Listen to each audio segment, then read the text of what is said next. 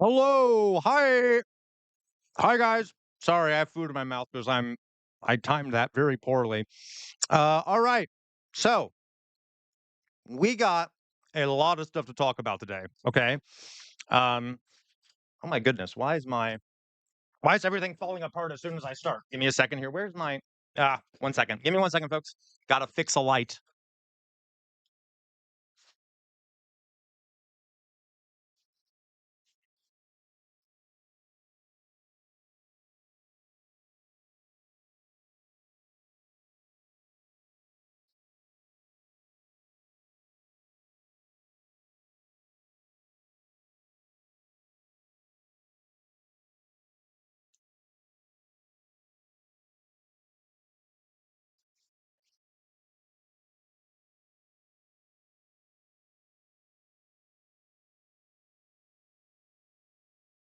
Oh well, I don't know where it is. Okay, that's okay.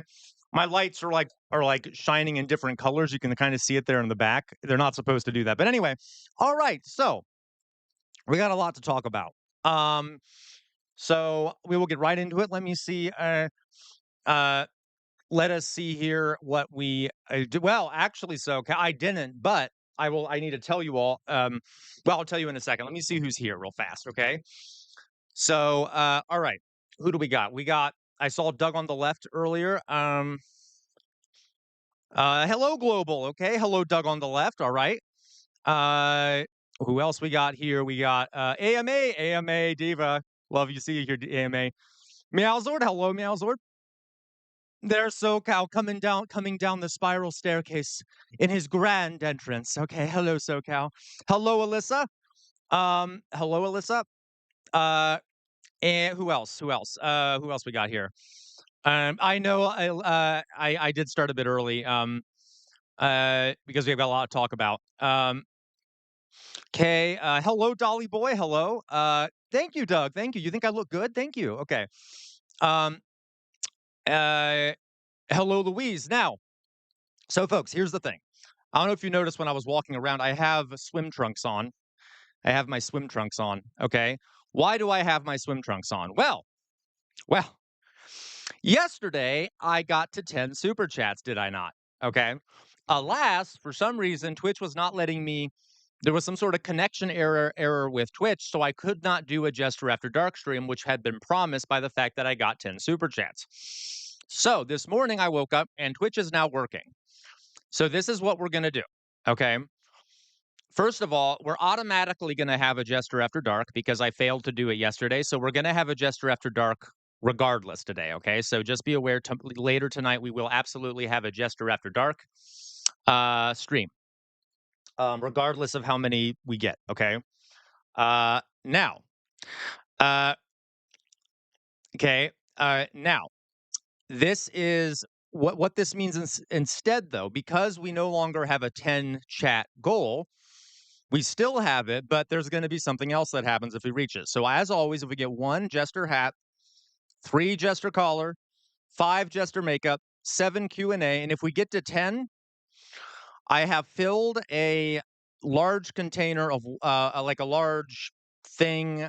What is it called? Like plastic thing, full of water, and it is right outside my sliding door, out in the cold, and it's going to be very cold. And if we get to 10, I will go out there and I will douse myself in the cold water. Okay. So that'll be sort of a simulation of kind of like an ice bucket challenge without the ice in it because it's going to be cold without the ice because it's sitting outside. It's very cold. Okay. So if we get to 10, I will douse myself in the cold water in a sort of symbolic guillotine for me failing to meet the expectations yesterday. Okay.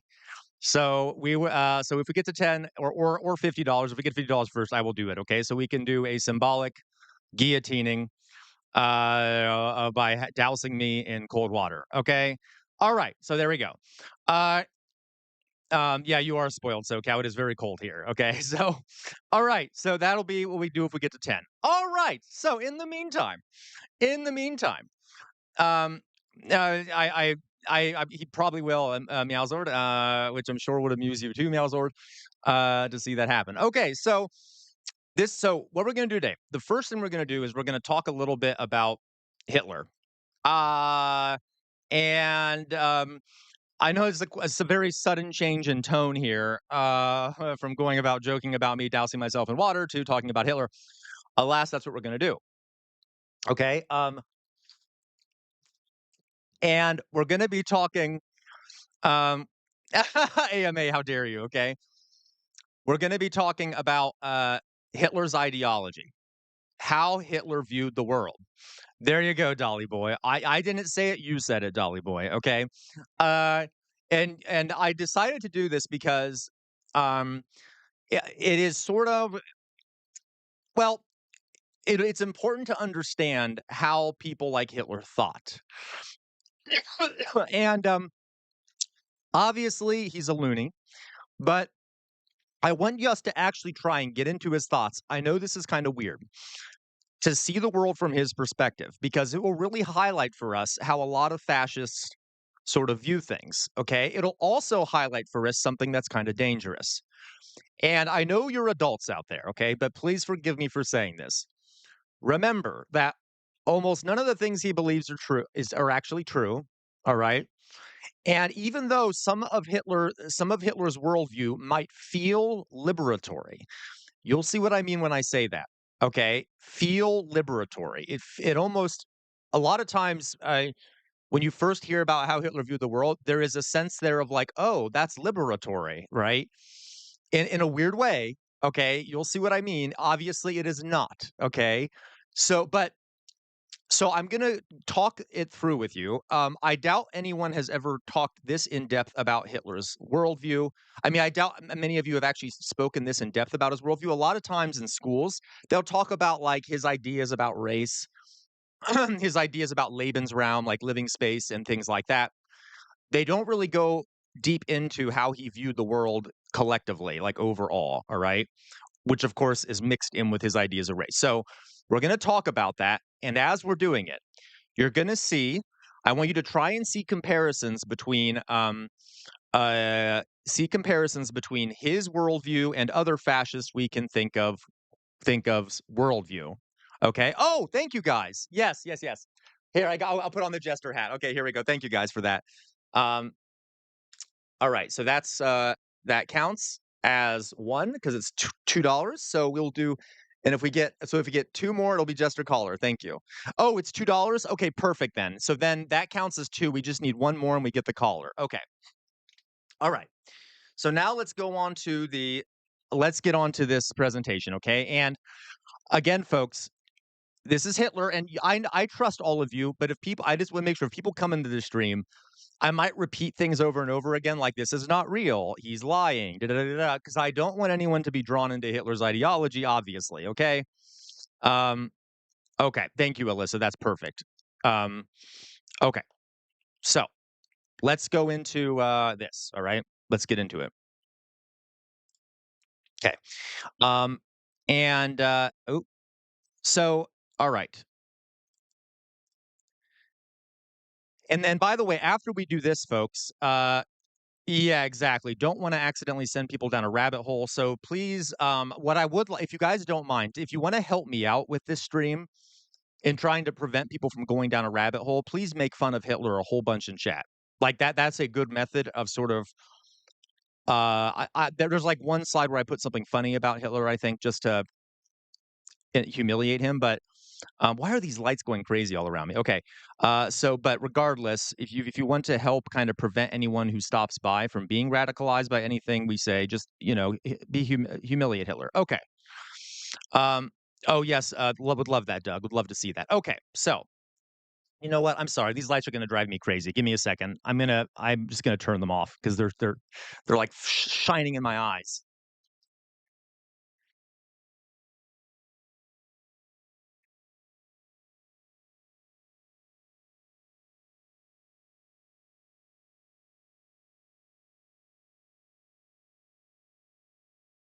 Oh, I found it. Okay, I found it. All right, sorry, we're back. We're back. Okay, I think that's it. I finally found the controller. Okay, so we're done. Okay, so let's get into it. Okay, all right. So let's talk about some of his foundational worldview beliefs. Okay, and again, while we're listening to this, try and make comparisons to our modern day society, it might not be easy because he's pretty crazy. All right. So let's go on. So again, we're thinking about how Hitler viewed the world. Meowzor, don't get mad at me. I know this slide is terrible. Okay. So in Hitler's mind, okay, the planet is limited in size and food production. The planet is only so large, right? And because of that, there's only so much food that can be produced on the planet because there's only so much arable land for food production. Okay. That means that uh, uh, people are going to need to compete for food that's on the planet because there's only so much space. Yes, Alan, absolutely. Okay. And some of his ideas were inspired by sort of a social Darwinist view. Okay. There's only so much space on the planet. There's only so much arable land on the earth for food production. And in a weird turn of events, Hitler believed that these limits could not be solved by scientific discovery. Now, what's funny about that is that it's bullshit. It's just absolute nonsense bullshit. We have consistently increased the amount of food production through the invention of things like the nitrogen fixation fertilizer, and things like that. Alas, we have to pretend, we have to think like Hitler, and think that apparently there's no way to solve this through scientific science or anything. Okay. All right.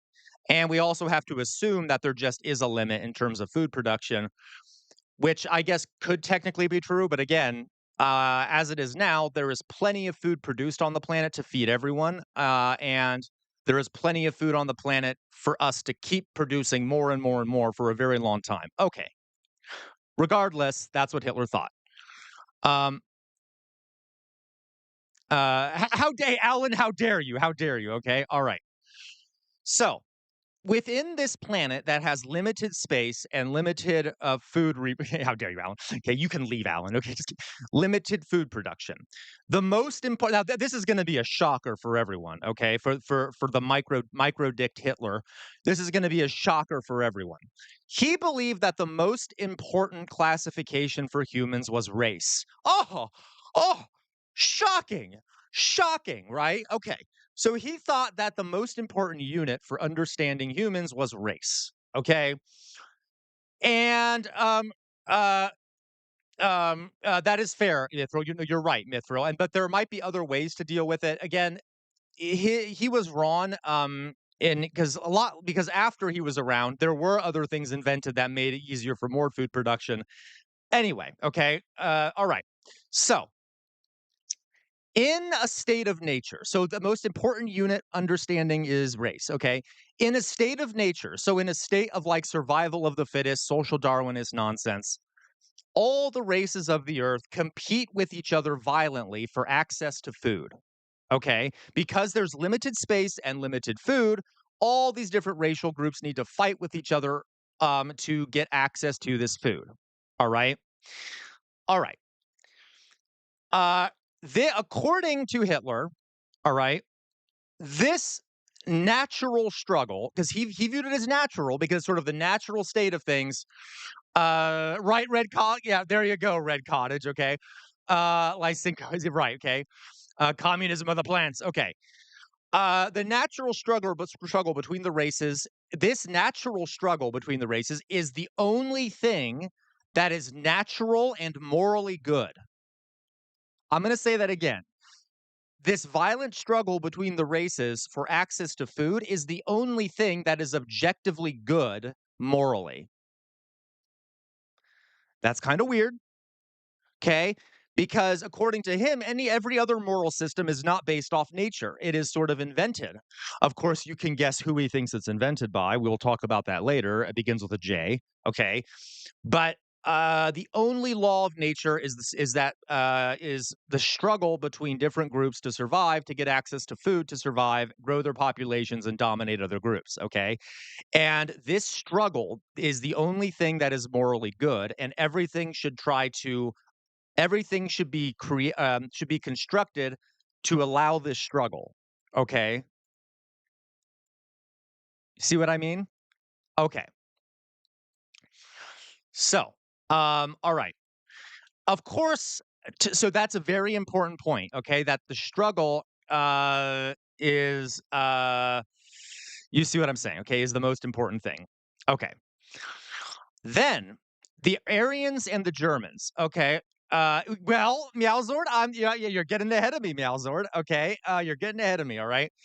Uh, of course, in this estimation, um, uh, oh, I know, Alan. It's insane. Okay, please, these are loony beliefs, and you're going to see as we'll talk about it. This is just not right. This is just wrong. Okay, yeah, just wrong. It's just factually wrong, if not morally wrong. Okay, so of course, according to Hitler, the Aryans or the Germans, okay, are the superior race to all the other races, and in a state of nature, uh, in a state of nature if the Germans would easily crush the other races and then dominate the food supply of the planet. Okay, so if the world actually was in a state of nature where all these different racial groups were fighting each other, the Germans would naturally win.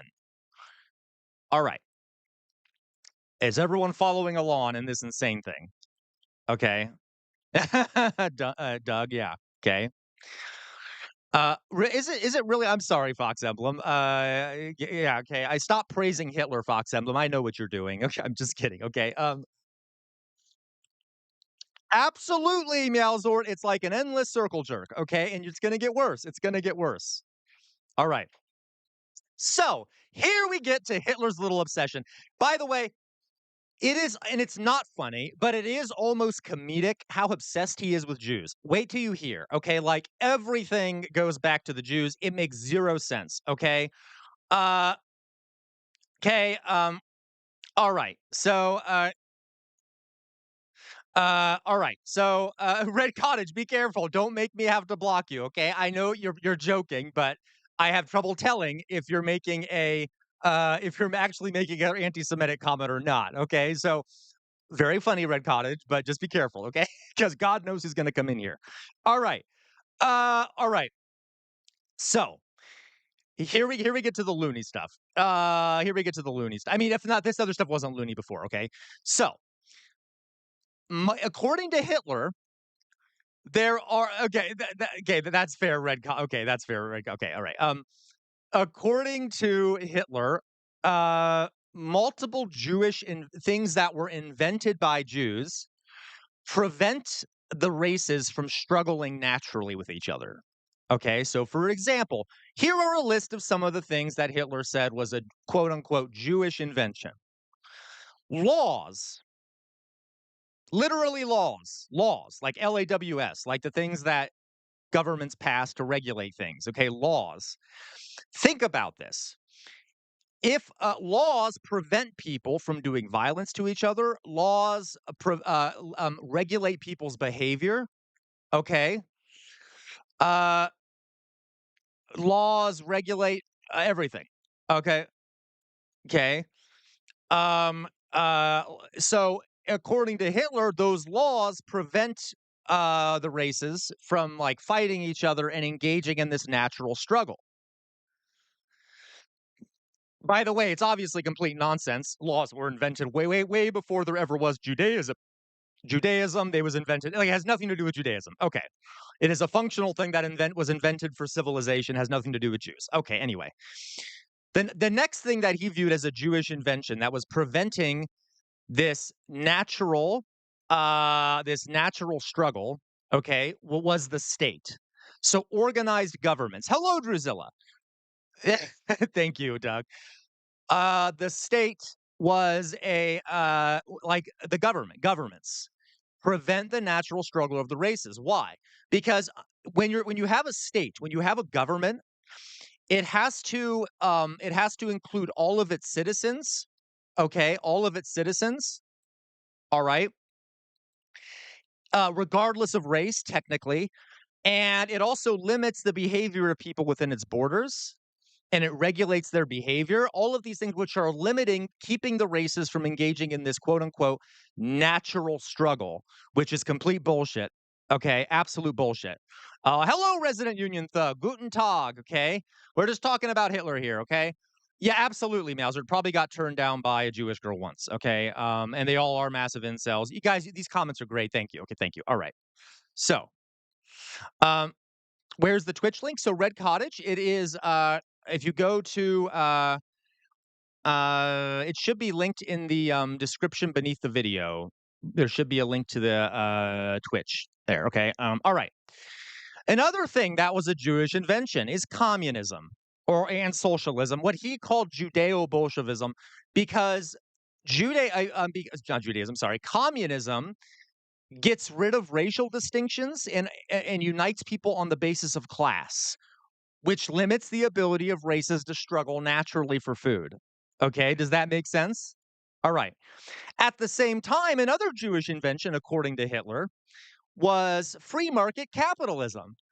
Because free market capitalism allows a small number of people to gain control over resources and withhold those resources through the protection of private property and things like that, which then prohibits people of certain races from struggling for those resources. Okay. And of course, you can guess he thought the Jews were in control of all the, all that nonsense, all the struggle. I mean, but all the resources. Okay. And lastly, and there's more, obviously, at Mithril, you're right. You still hear this term today. It's cultural Marxism, and the right uses it all the time. Um, yeah, absolutely, Dolly Boy. Dolly Boy, you're not wrong. He is like he's like an actual online yeah, absolutely, Dolly Boy. Okay, all right. Lastly, uh, Doug. Okay. Lastly, DEI. Obviously, that term wasn't used in Hitler's time, but anything having to do with promoting equality, removing racial divisions, gender divisions, all of those things were inhibiting the race's ability to struggle naturally. Alan, again, you're not wrong at all. Okay, this is what I'm saying. I'm glad you guys are thinking, and you're seeing how there are similarities. Okay, right, Drusilla? Exactly. The laws of Hammurabi, not Jewish at all. Okay, all right. So, because of these things, right? Because Hitler believes, and again, as I said before, there's limited space in the world. There's limited food. The natural state of the world are all these races competing for food. That's the only moral good that exists. And Jewish inventions prevent the races from struggling naturally for food, doing the only morally good thing, according to him. The ultimate political question, then, for all politics, is how to deal with the subversion of the natural order by the Jews. Okay. Uh, all right. So Hitler's focus is that we need to figure out how to stop Jewish subversion of the natural order of the world. All right. I know this is loony.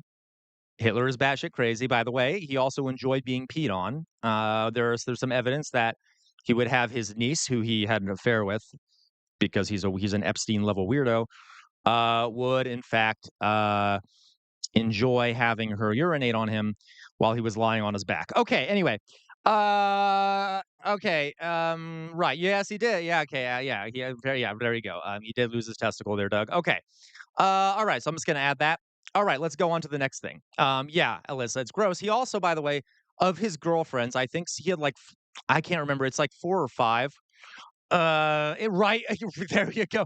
There's definitely like he definitely had like 4 or 5 girlfriends, and I'm pretty sure Toya, how dare you, Toya? Hello, Toya. By the way, he also of his 4 to 5 girlfriends, I think all but like 1 or 2 of them committed suicide. I wonder why. Okay, yeah, Trump failed. You're not wrong. Okay, we're talking about the loony worldview of Hitler. Okay, all right. That brings us to part 2 of this presentation. Okay. All right. So, by the way, folks, if we get one more super chat, I will put on the collar. Or one more super chat or $2 or whatever, I'll put on the collar, okay? All right. Whew, here we go. So now, because I'm weaving a story here. I'm weaving a story. Okay, so you get the first part of his ideology.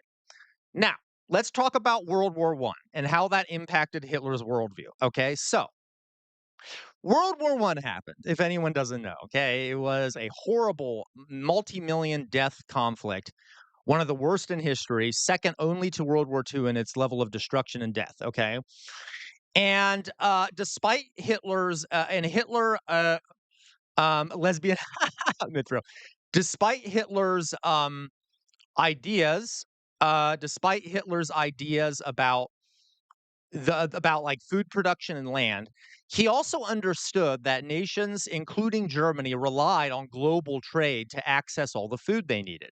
Okay, Germany could not produce all of the food as people needed on its own. It had to trade for food from elsewhere. Okay, and this is a case in a lot of places, and also here today, a lot of places. Okay, and something else he noticed was that the British, shout out to all of the people from the UK in here. Thank you for pissing off Hitler and making it hard for him to conquer your island. Okay, anyone who irritates Hitler is I am all for that. Okay, he noticed that Britain controlled the seas. Okay, they had the biggest navy. And so they controlled all the global trade essentially. Okay, up until World War One, after World War One. Okay, thank you, Louise. Okay, all right. During World War One, which by the way, Germany lost. If for those who don't remember, okay, Britain launched a blockade of German food. Okay, if you on this map here, it might be kind of hard to see. Hopefully, you can see my cursor here, but as you see here, folks, yeah, exactly. Okay. Yeah. Right. Okay. There are some red lines. I don't know if you can see them. These are areas that the British fleet blockaded or put a bunch of mines around and also patrolled with ships to prevent any food getting into Germany. Okay. And Germany did have a fleet, a pretty high tech fleet with pretty well trained sailors, and he actually sent that fleet. I mean, not Hitler, but Germany sent out that fleet. Uh, Sent out that fleet. That's true, Mithra. Okay. Sent out that fleet to meet the British fleet, and they were defeated at a battle called the Battle of Jutland, which is a fascinating battle. I highly recommend people read about it. Honestly, Germany didn't do too badly in it. They actually may have done more damage to the British fleet than the British did to them, but they were scared to death of the British fleet because the British fleet had all this notoriety, all this legend attached to them. Um, uh, and they just were afraid that the British fleet had defeated them, and so they retreated, even though they may have actually gotten more shots off on the British fleet.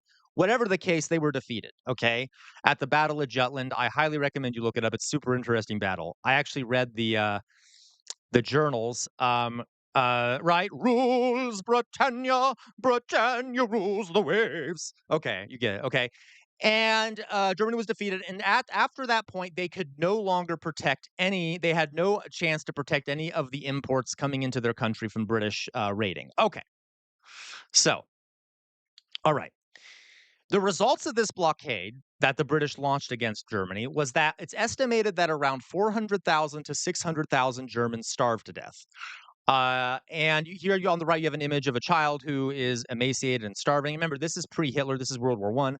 And about 400,000 to 600,000 Germans died of starvation. It might have been more, might have been a little less. Okay, this massive starvation, along with multiple military defeats, economic pressures, amongst some other things that happened, resulted in Germany surrendering during World War One, despite there being no significant fighting on German soil.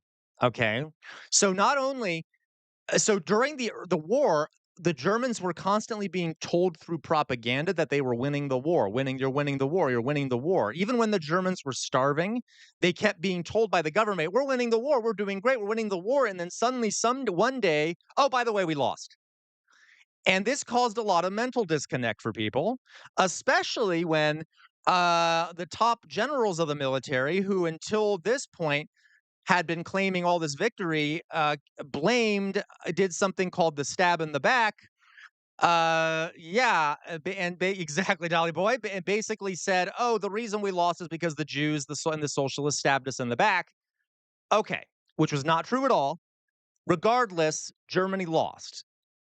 Now, So I have a little picture here, a cute little picture of Hitler with his cute little battleship in a tub. Okay, look at me, oh hi, oh gosh, I'm so cute. I just want to control the waves.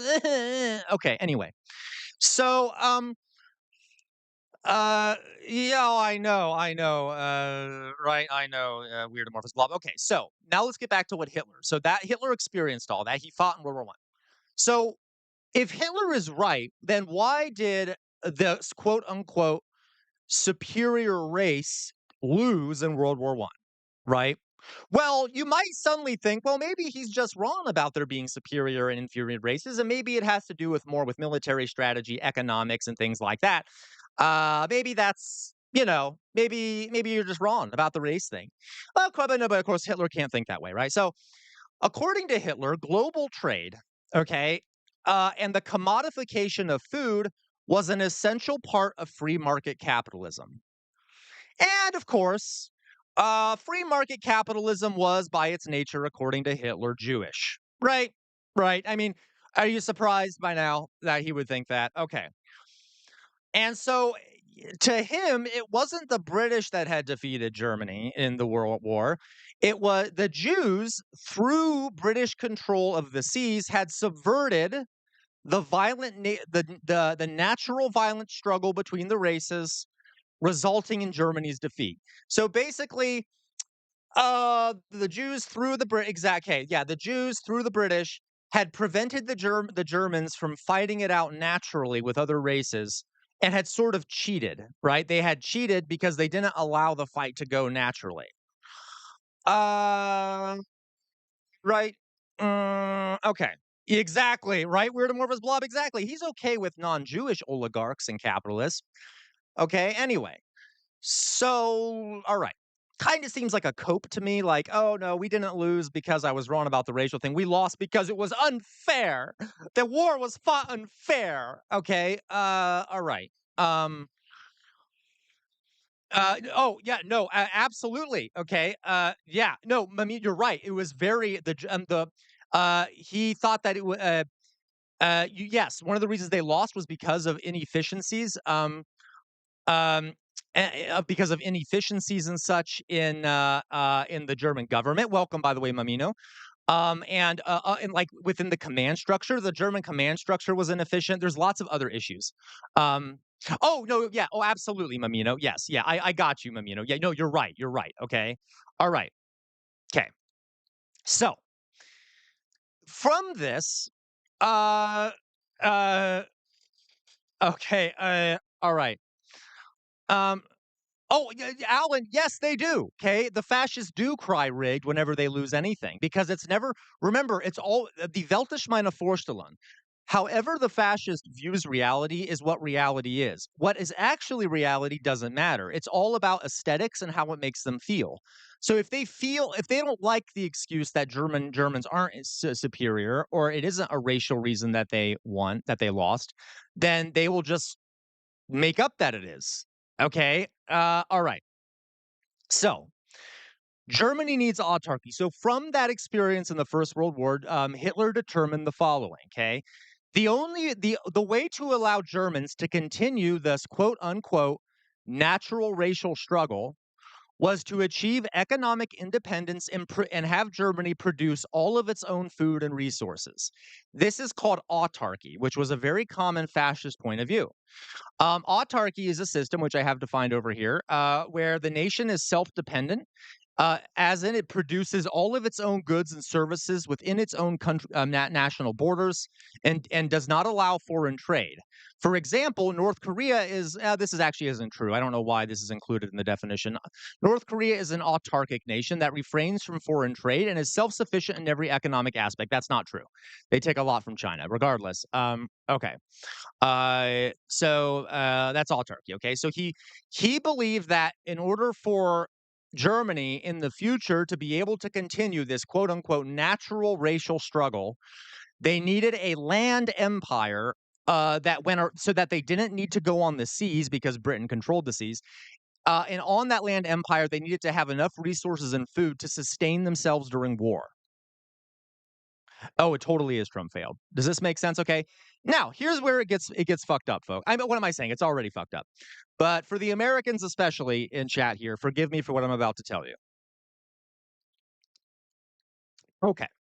So when yeah, exactly. Oh, totally, Mamino. Mimino, you have some great comments. Okay, yes. Napoleon type shit, but without the drip. Oh, absolutely, absolutely. Like Hitler didn't have nearly the drip of Napoleon. Okay. Hitler, in looking around at other countries for a model at how to achieve autarky and how to gain more land for Germany, okay?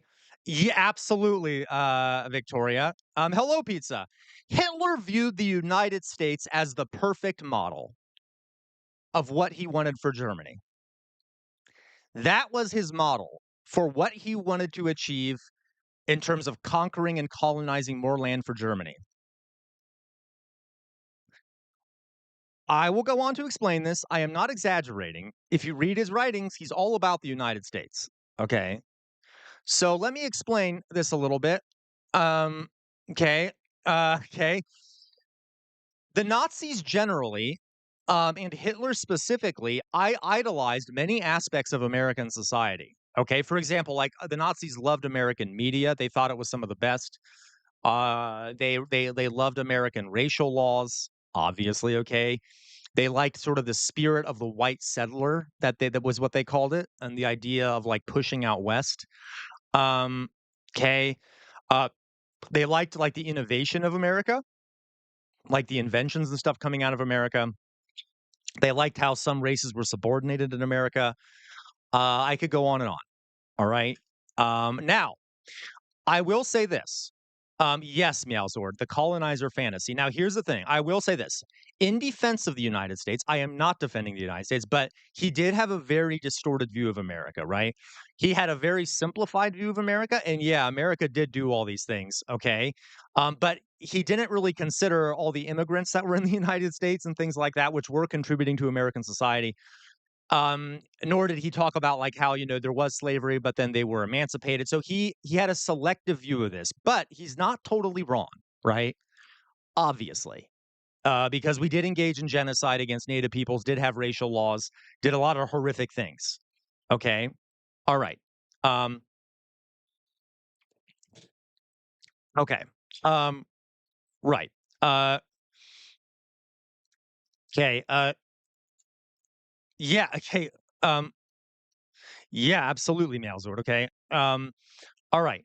So, as a matter of fact, when he was a child, okay, he devoured westerns. He loved American westerns, especially Karl May, who was a German writer who wrote stories about the American Wild West. Okay, and he loved the idea of like German settlers going out into the wild frontier and conquering and taking land from the Native Americans.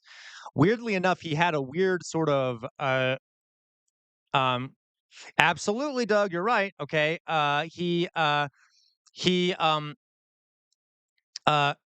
yeah, yeah, Mamino, yes. I'm not sure. Actually, I don't know Mamino, but there are a lot of states that do have a lot of big German populations. I have German heritage, okay? Yeah, and Scandinavian heritage, okay? And there's also a lot of stuff with Hitler. He liked Scandinavian people too, viewed them as also racially superior. He kind of viewed Germans and like Nordic people as the same in a lot of ways. Okay. So, all right. So to Hitler, America was an ideal, okay? The core, this was his idea. Remember, this is a simplified view, but this was his view of America. Uh, America was a core of white Nordic Germanic settlers who had established an autarkic country by conquering, enslaving, and destroying lesser races in a natural struggle, which, definitely got Hitler's rocks off, right? He probably was, well, he had to use a lot of tissues when he thought about that. Let's put it that way. Um, and he viewed America as the perfect example of this. Now, he did not like what he viewed as American capitalism because, he thought it had been infiltrated by Jewish people, and he didn't like a lot of the attempts to end racial desegregation and stuff, which really hadn't happened yet, but the idea of it He thought that America became too open to other cultures, which he thought was a Jewish plot to undermine the natural struggle, of course, right? And he ended up viewing New York as like the center of Jewish power in the world. Okay. Anyway, um, but regardless, he ended up there. You go. Thank you, Mimio. That would be more environmentally friendly. Okay. Hitler used the model of manifest destiny, which was the American idea of like that Americans had a destiny to move out west and take the land from the natives and settle it. Okay.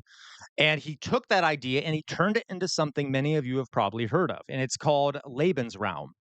Lebensraum, living space. Okay. Uh, by the way, he also predicted that America would become the next superpower. A lot of people at the time didn't see it, but he did. Um, and he saw that for the wrong reasons, but in order to get on par with America, he thought that by copying America's manifest destiny, he'd be able to get Germany on par with America and eventually surpass them. Okay. Anyway, here's an image. This is an American image. I think I've shown this to you guys before of manifest destiny, the American idea of moving out west. In this image, you see a woman, almost like an angelic figure, in white. Notice that the right side of the screen here has light, is light shining through the clouds. The left side is darkness. In this woman's, who by the way is called Lady Liberty, this is supposed to represent American civilization. And she's white, of course. Coming through the Wild West, in her hands is a book that says school book, okay? As in, like, we're bringing education, we're bringing civilization, okay? And on the right, you see trains, and she's actually laying down a telecommunications line. You see white farmers coming in. And then in the dark area, what do you see? You see a bunch of Native Americans fleeing in horror. I'm not even joking. You see them fleeing right here, running in horror from the coming settlers. And this is supposed to glorify American settlement. And it's basically saying, ha ha ha, look, we're going to genocide these people and push them off their land. Okay. And yes, someone mentioned this. Yeah, Alyssa. Alyssa's not joking here. The Department of Homeland Security has put this image on their, what is it, their Twitter account before. I mean, like, that is pretty, like the Trump administration's Department of Homeland Security has used this image. Okay. So, yeah. All right. Okay. Um, Make sense? Okay. So, we continue. Right, Max? Yeah. It's been gross. It's gross. Okay. So, Lebensraum, right? So let's get back to Hitler now. So just know he was inspired by American Manifest Destiny. Okay. Yeah, it's so gross, Mithril. If you don't have to do it, but would someone pull it up if you can find it? Because I would love to show that to everyone, so people don't know I'm joking. Okay. Yeah, you're right, Doug. They're also using Halo posters, which is offensive to me because I loved Halo when I played it. Okay. Lebensraum. So let's get back to Lebensraum, which is living space. To achieve this autarky that was inspired by America, Hitler, um, uh, and to allow the German race to indefinitely continue the natural struggle, okay, Hitler sought to integrate Eastern Europe, um, especially Ukraine, the breadbasket of Ukraine, think of some similarities with today, into the German Empire. Now, here's the thing, right? If you look here on the right, this is an image. I don't speak Ukrainian. Um, Chernozem. Okay, I believe it's pronounced Chernozem.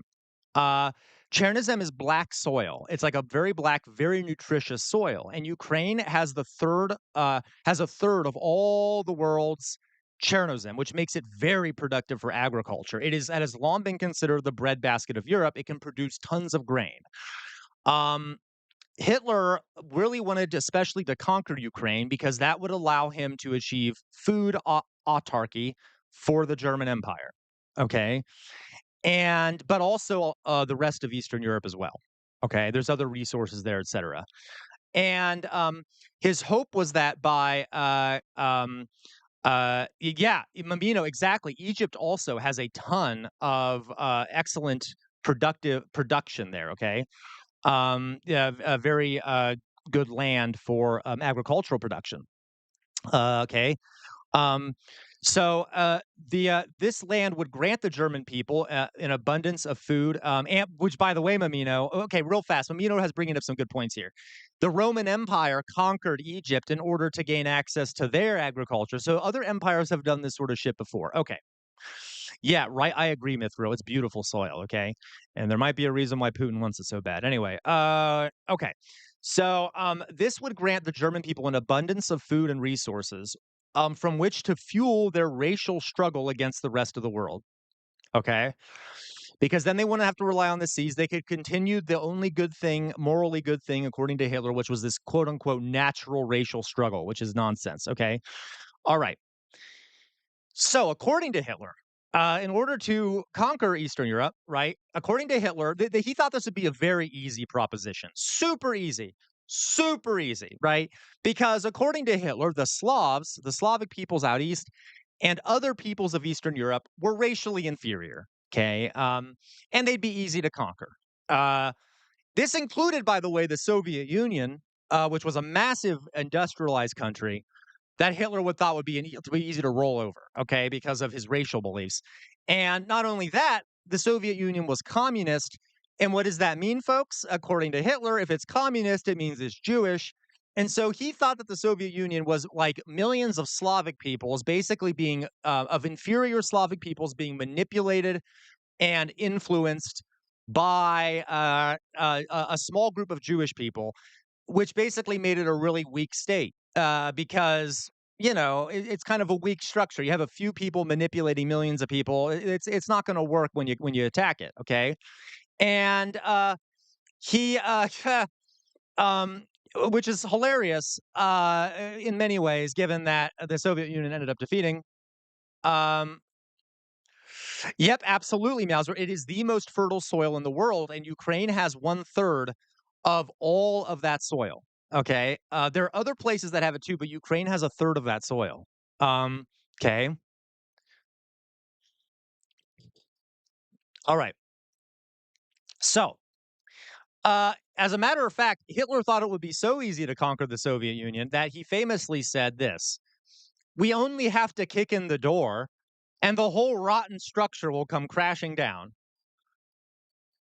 Oops. Now, I will say the Nazis did very well at the beginning, but that's because Stalin was an idiot and had made his army very weak by um, yeah, absolutely. And you're right. The rest of it, for the most part, are deep in Russia. You're right, Mamino. Okay. Um, and which he also wanted a lot of that, okay? But he really was focused on Ukraine, and from what I read in his writings, like he thought Ukraine me, and I think when he talked about Ukraine, he meant a much larger region than what we think of when we think of Ukraine, okay? All right. All right. We only have to kick in the door, and the whole rotten structure will come crashing down. Oops. Not didn't work so well. Okay. Um, I know. Yeah, I know, weird amorphous blob. It's terrifying. Okay. All right. So last section here. So this is where there's not going to be many pictures, but this is where we're going to think together, okay? Because we have this weird view of fascism that fascism is about having a really powerful government, right? There is truth to that. At the same time, it is also the opposite. Let me explain to you what I mean. Remember what I said before. Hitler viewed viewed laws and the state as preventing the natural struggle of racial groups. Okay, he viewed them as Jewish inventions. So, okay, let me explain. All right. So, remember that. Again, remember what I said previously. Laws and states are Jewish and serve to inhibit natural racial struggle. Okay. This presented Hitler with a problem. Okay. Because how would he be able to accomplish his goals of enabling this natural racial struggle if he's the head of a state, if he's the head of a government, right? Um, so to Hitler, using a state, using a government was only a means to an end. Okay. It was necessary to accomplish his goals, which would require that he preserve the German state as best he could while he used it. This is weird, folks. Let me point out, I've heard people before say that Hitler was an anarchist. He was not. Okay. He was not an anarchist. That is not what this is. Okay. This is different from anarchy. I'm standing up for you, Mithril, because obviously this is not anarchy. Okay. What it is, though, is chaos. He did eventually want just complete chaos. Okay, he didn't want people like in an anarchist sense, you would want people working together collectively. He didn't want that. His ultimate goal was literally chaos. After the state had accomplished his goal, he wanted to roll back the laws and the state and let the racial groups kind of engage in this constant warfare. Okay, which is completely irrational and impossible. Okay, anyway. Okay, so let me explain more. Okay, um, exactly, Mithra. Okay. So let's talk about a concentration camp. Okay. Um, okay. Exactly. Weird amorphous blob. Okay. So we're going to think philosophically here about what concentration camps are. So according to Nazi legal theory, a concentration camp is a plot of land. Okay. Is a plot of land where German law no longer applies. Interesting. I mean, disturbing, but interesting. So a concentration camp is a zone where the natural racial struggle of Hitler's thought is allowed to play out without inhibition. Do you see where I'm going with this? So you create a concentration camp and you can basically you don't have to follow laws, you don't have to worry about the state. It can operate outside of the legal system. And Corda it sort of creates in microcosm what Hitler wanted in macrocosm, what he wanted for the whole planet to be. But because he couldn't dismantle the state immediately, he created small plots of land where this quote unquote racial struggle could take place without inhibitions of law and state. Does this make sense to folks? This is like some graduate level crap. Okay. Anyway, all right. So to blatantly dismantle the state, all right, if you were to blatantly dismantle the state, this would reduce its functionality. So Hitler needed to create these zones. I mean, according to his calculation, right? Outside of the jurisdiction of the state where extra legal actions could be carried out. Bizarre way to look at it, right? And the thing about this, folks, is, we tend to view like concentration camps as like these tightly state controlled entities. Um, that were sort of like an overbearance of the state, which is partially true. At the same time, they were entities that disregarded the law and avoided the state. Um, okay. Uh, all right. Is this everyone good for that? Okay. All right. Wow, there's no comments right now. That's super interesting. It's all the comments suddenly stopped. Okay. All right. So let me go on. All right. Um, yeah. Yeah, Meowzord. Okay. And to go further here, okay? Um, the SS. Um, yep, right, Malzord. It is utterly. Yeah, no, you're right, Mamino. Okay, there makes no sense because there is a huge leap between status quo and yeah, exactly, guys. Okay? Thank you. You guys, you all are right. This doesn't make any sense, right? It is contradictory and it is self-destructive. You cannot maintain a state by destroying a state. You cannot have a stateless zone and operate it with like a power structure, um, and things like that. Okay, like it doesn't make sense. All right, so let's talk about the SS. The SS was uh um okay was the organization primarily responsible for carrying out this racial structure, okay, this racial struggle. Now, they were literally radicalized in that way. They were brainwashed and radicalized into viewing themselves as the superior race whose job it was to carry out this racial struggle on the behalf of Germany. Okay. The SS, however, now this is going to come as a shock. Okay. Um, yeah, right. Exactly, Malzord. Okay, it totally is. Okay. Initially, the SS was not an organ of the state. It was not. It was a Nazi party organization. It was not a state organization. Now, over time, it got more integrated into the state, but it was in its conception supposed to be outside of the state. Okay. It was supposed to be a group that operated outside of the laws of the state. Um, Wait, Mamino. Mamino, you're a genius. Yes. Mamino says it's not about the economy or the state. It is about making your D hard. Yes. What are they going to do? Go. Absolutely, Mamino. And yet you can see though how they justified this and how they got around it by avoiding the laws and shit like that. Okay. Yeah, you're absolutely right, Mamino. Okay. And this is called superstructure, where you justify what you're doing with these big superstructural ideas. On the ground, it's just a bunch of racist morons murdering people they don't like. Yeah. Okay. All right. All right. Um, so yeah, absolutely, guys. Yeah, absolutely, Mamino. Okay.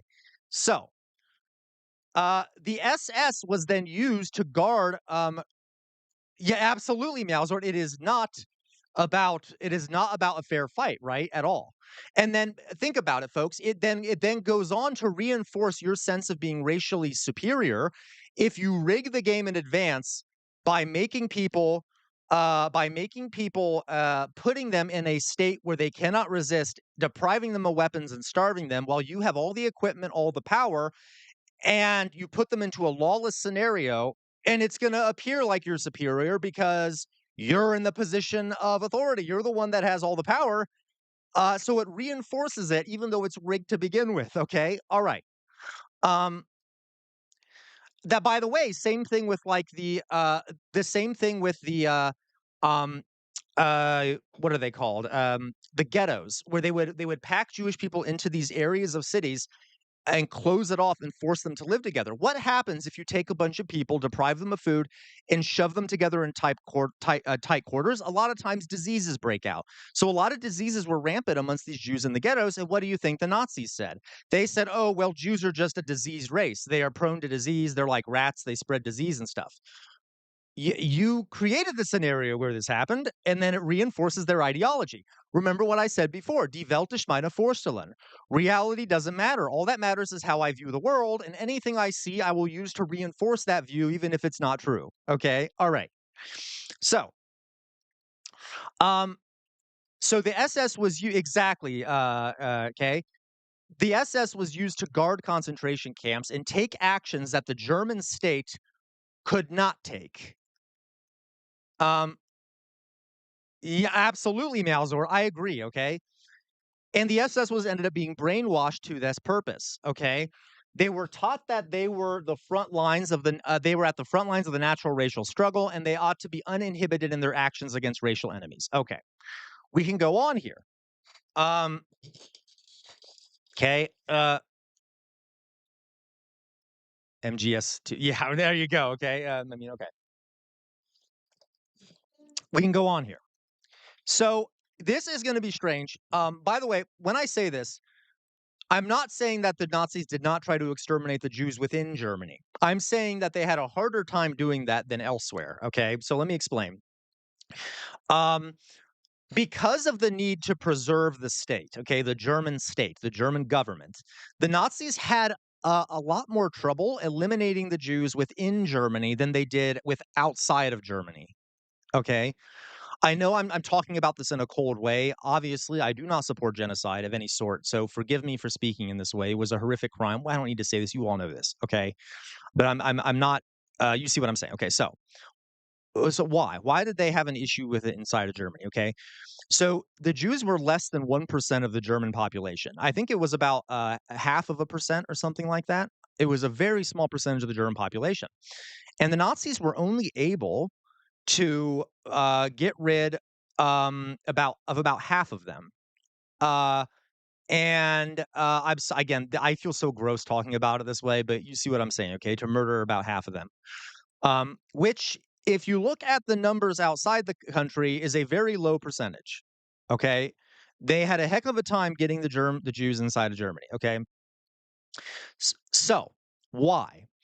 Because, um, absolutely, SoCal.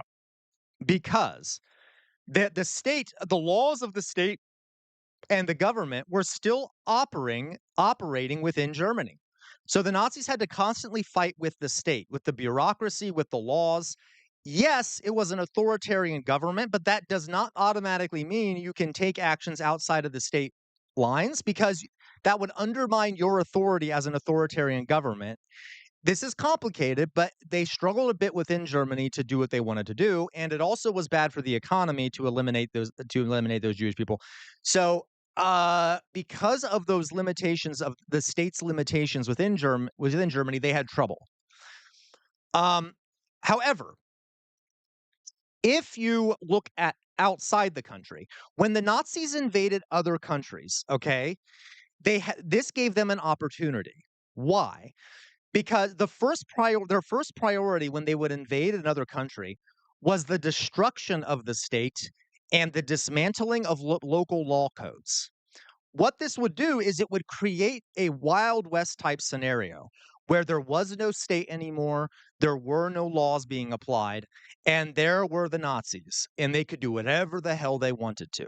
Okay, which, according to Hitler, would be the natural violent racial struggle. Okay, so, for example, when they went into Austria, the first thing they did was they destroyed the Austrian state, dismantled the local laws, and then immediately began deporting Jewish people, and basically doing whatever hell they wanted, because there was nothing limiting them anymore. Okay, over time, after they had done that, over time, they then integrated Austria into their own state.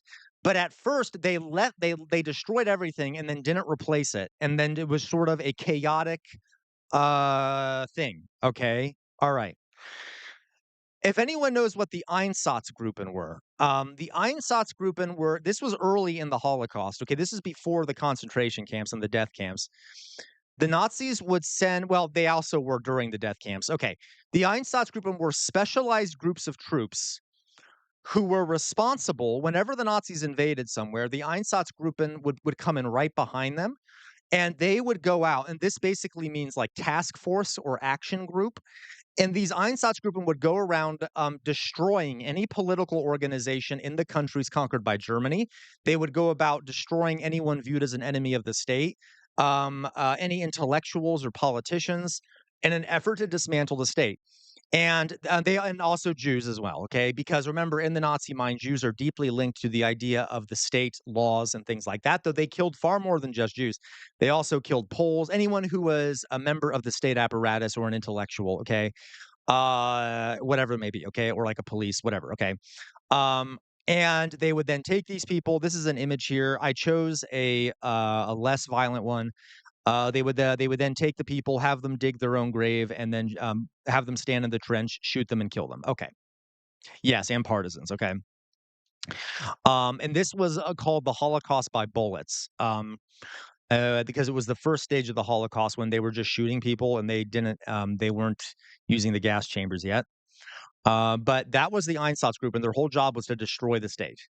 And then later, they institutionalized it in the form of these stateless zones, these lawless zones called the concentration camps. Okay. Okay. So what? So what? Why am I telling you about this? Um, yeah, Alan. He didn't want so he hated the Jews enough, Alan. I'm fairly certain he was not pro-Zionist. He was he wanted the first thing he wanted to do was send the Jews to Madagascar. He thought, like, he was scared of Jews a lot, so he didn't want them anywhere near Europe, and he thought Palestine was a bit too close. I am exaggerating. He probably would have liked them to go anywhere. But he would have preferred them to be very far away from Germany and isolated and preferably perish, which is why his first idea was to send them to Madagascar. All right. It's weird, Alan, because it varies throughout his life. Okay. Yeah, there you go, Mamino, or Manchukuo. Okay. There were other places he thought about. We could settle them here. Okay. All right. So what? Why am I telling you all this? Why does it matter? Um, yeah, I know, weird amorphous blob. So the Nazis did try to facilitate a lot of Jews going to Palestine. Hitler himself, though, was not. Um, he didn't really like the idea, but it's complicated when it comes to Hitler. But yes, overall, they just wanted them out of the country. They didn't care where they went. And if anything, they viewed it as undermining other countries by sending Jews there and making them weaker. Um, um, yeah, yeah. No, you're right, Doug. But like Hitler had a complicated view of this. Regardless, but yes, there were a lot of Nazis were pro-Zionist. Yes, no. So, folks, forgive me. Alan asked about Hitler. I was talking specifically about Hitler. Overall, the Nazis did support Zionism, not because they cared about Zionism, but because they just wanted to expel the Jews in any way they could. But which I guess did make them pro-Zionist. Yeah. Okay. Uh, of course, I'm not. I hate Zionism. But yeah. Okay. Okay. Um, thank you, Weird. Thank that you phrased it much better than I could, Weird Amorphous Blob. Yeah, there were tensions in the Nazi Party over the issue. Correct. Um, okay. All right. So what? Why does this matter? All right. So you see, I have an image here on the right. Okay. Yeah, I have an image here on the right, which I think is very creepy. That's why I put it here. I don't know why this image scares me. Yeah, yeah, Meowzord. Yes, Meowzord. And you see, this is where it gets complicated. So, okay, yeah, I agree, Doug. Okay. But see, folks, one of the reasons why I hesitate to speak about Zionism in this context is because to me, it makes Zionism seem more like an escape for Jews from Nazis. Yeah, the Nazis promoted that, but you see what I mean. Okay, Zionism is violent settler colonialism. Speak about the natural racial struggle. Okay, obviously I don't believe in that, but what have the Israelis done in Palestine? They've created a stateless zone. What do you think? What do you think Gaza is? It's a stateless, lawless zone where Israeli law doesn't apply. Um, okay, you see what I mean? Okay, you got it. Okay, and why do you think that they don't want the Palestinians to have a state? Okay, moving on. So, um, they'd get bored at home and go to exactly Meowsort. Eventually, they would probably go there and destroy everything. Um, okay. No, I mean, you're right. So if you notice, I've been nuanced about this. It's contradictory, right? Because they want the state dismantled in situations, or they think they want the state and laws dismantled in situations where it enables them to engage in horrific behaviors. But fascism is an authoritarian ideology. It's all about having a powerful state, and that's all that matters is the state. This is why it's a contradictory ideology. Yeah. Okay. All right. So, um, in many contexts, so why am I talking about this? So one of the theories of fascism is that there are aspects of fascism, I probably should have phrased this differently, that are about dismantling laws and dismantling the state. As I just said, this obviously, as you all know about fascism, yeah, right, Meowsword, right, okay. Um, yeah, okay. There you go, Mamina. Okay, like we have to understand that fascism is about I want to do this, I will find a way to do it. Um, if I can't do it through the state, I will destroy the state to do it. It is a very one-track way of thinking. If my goal is to destroy the Jews, I will destroy the state if I have to do that. Okay. Uh, of course, fascism is about a strong state, but let me give you an example, folks. Let me give you an example here. Okay. In many contexts, fascism is about using the state to dismantle the state, which is nonsensical and will ultimately result in the collapse of the system, right? Okay. Um, this is self-destructive over time, right? In what ways, this is why I have this slide, in what ways have we seen the Trump regime dismantle the state or create zones where the state no longer operates?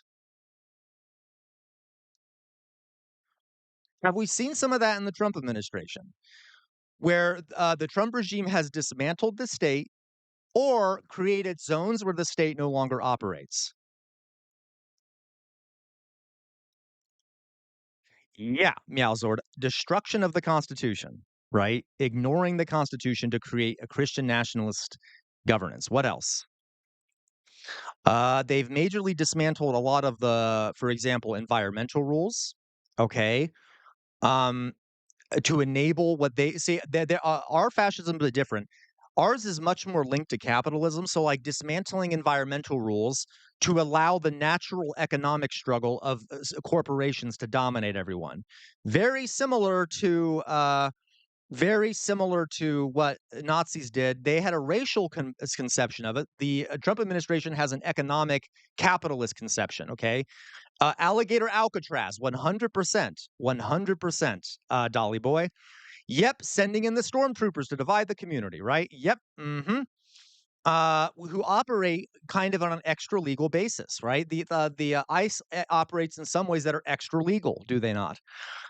Yep. There you go. The weird amorphous blob. Yes, the prison in El Salvador. By the way, most of the Nazi death camps were not in Germany. They were in Poland, in what was called the general government, or a Wild West lawless zone, where they were able to create these uh, death camps that were not subject to German law. What are we doing here? We send the immigrants to Alligator Alca. We send them to a CCOT, or early on in the Trump administration, we sent them to uh, oh, what is it called in Cuba? Oh my God, I'm having a mind blank. Uh, Bay. Um, oh my God, where we also sent terror suspects who didn't get trials or anything, because the Bush administration did this too. Damn it, I can't remember what it's called. The. Thank you, Gitmo. Okay, Guantanamo Bay. Thank you, Lile. Hello, Elaine. Yes. Okay. So, yeah. Okay. These are ways of circumnavigating the laws or circumnavigating the state, okay? So that you can create these lawless zones where you are enabled to do whatever you want while ignoring the law. Correct, Alan. He's been dismantling all these federal agencies. Now, including, by the way, oversight. A lot of organizations that are responsible for preventing corruption and stuff in the government, he has been dismantling those. Now, if we were to think about fascism in a traditional sense, this doesn't make much sense, because a lot of people think of fascism as bigger state everywhere, stronger government. And that is true in some cases. But it's more about the underlying ideology, and then you make the state stronger where you want it stronger, and you weaken it in places where you want to be enabled to do worse things. Okay? Um, all right. Does this make sense to everyone? And so it is some of the things that frightens me is, like, when I heard about CCA, I immediately thought Auschwitz. I know that's only a slight exaggeration, um, because there you go, weird amorphous blob, not exactly liberal, right? Yeah. So, and by the way, folks, a lot of right wingers view some of those action as liberatory, right? Like we are, by reducing the size of government or by cutting these regulations, we are liberating people. I mean, or Trump is liberating people, liberating the economy. No. Okay, it is enabling the worst people and the elites to do even worse things. Do you see what I'm saying here? Okay. I think you all get my point. So, I will say this though. There are some differences between Trump um yeah, there you go, Mithril. The universal idea of fascism is like goose stepping soldiers, people standing in perfect line. Okay. It is not, but that is all imagery, right? Uh, as a matter of fact, folks, the Nazi government was extremely inefficient. You know why? You know why? Um, uh, the Nazi government would basically have different leaders. Okay, so Hitler purposely assigned different government department leaders with overlapping duties, and what this would do is it meant all these top Nazi leaders were constantly competing with each other and fighting. Okay, and Hitler did that on purpose because he wanted them to compete, because in his mind, the only moral good is violent competition. So their government was extremely chaotic, having overlapping authorities, different parts of the government, like the regular police were always fighting with the SS. The Department of Propaganda was always fighting with like the indoctrination department, because he thought that would allow the best racial leaders to rise to the top. But then the propaganda was always showing uniformity and crap like that. Okay. Yes, Meowzord. And it was almost always how it ends up operating is that it almost always resulted in the most obedient lapdog rising to the top. Okay. And yes, Outer Signal, you're getting it. Is that not what we see in the Trump administration? All these different departments constantly fighting with each other, and then Trump allowing people to rise up naturally who are the most obedient, and then and then categorizing that as, oh well, they're superior, they're just better. Okay, um, correct, Alan. They would have. Okay, yes. Okay, all right. Yes, Meowser. All right, all right, all right. Um, so that is that. Okay, that is my presentation. I hope you all understand why I did it that way. I think this topic is super interesting. There's a lot of, I actually, if you're interested, folks, I posted a book in Discord about how the Nazis were inspired by America in some ways. I thought I posted a second one. Maybe I need to. Um, yeah, that's true, Amino. That's true, Amino. Okay. All right. Okay. So there you go. So that is my presentation on um, Hitler's worldview and fascism in the state. Okay, fascism is more complicated than just this idea of like an ultra authoritarian government. It is authoritarian, but it also is about the state isn't necessary. It is also sometimes dismantled.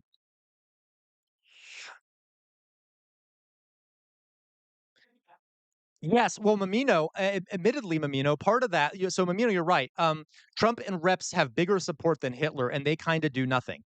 Mamino, that's because the Democrats are massively incompetent. Which, by the way, was the reason why the Nazis ended up getting into power in Germany. Yeah, they only ended up getting like, because of their system, they only ended up getting like 30 to 40% of the vote. But the other parties were deeply inefficient, and so people turned to the party that was viewed as going to be to change things. Okay, which is what happened with the Nazis as well, because the Democrats are fools and are incompetent and allowed all this to happen and are corrupt, just like the Republicans. Okay, so oh no, my lights turned off. There we go. Okay, all right. So any questions about that before I go on here? Just a reminder, folks, we got 3 super chats.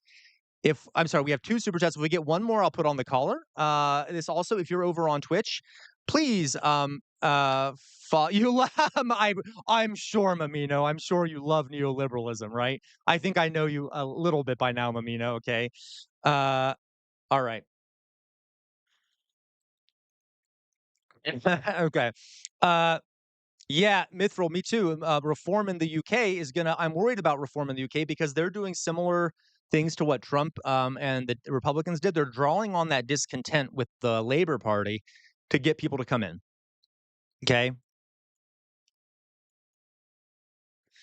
Yeah, you're right. And by the way, folks, that is one thing that is positive. Not positive, but um, Meowzord, how dare you?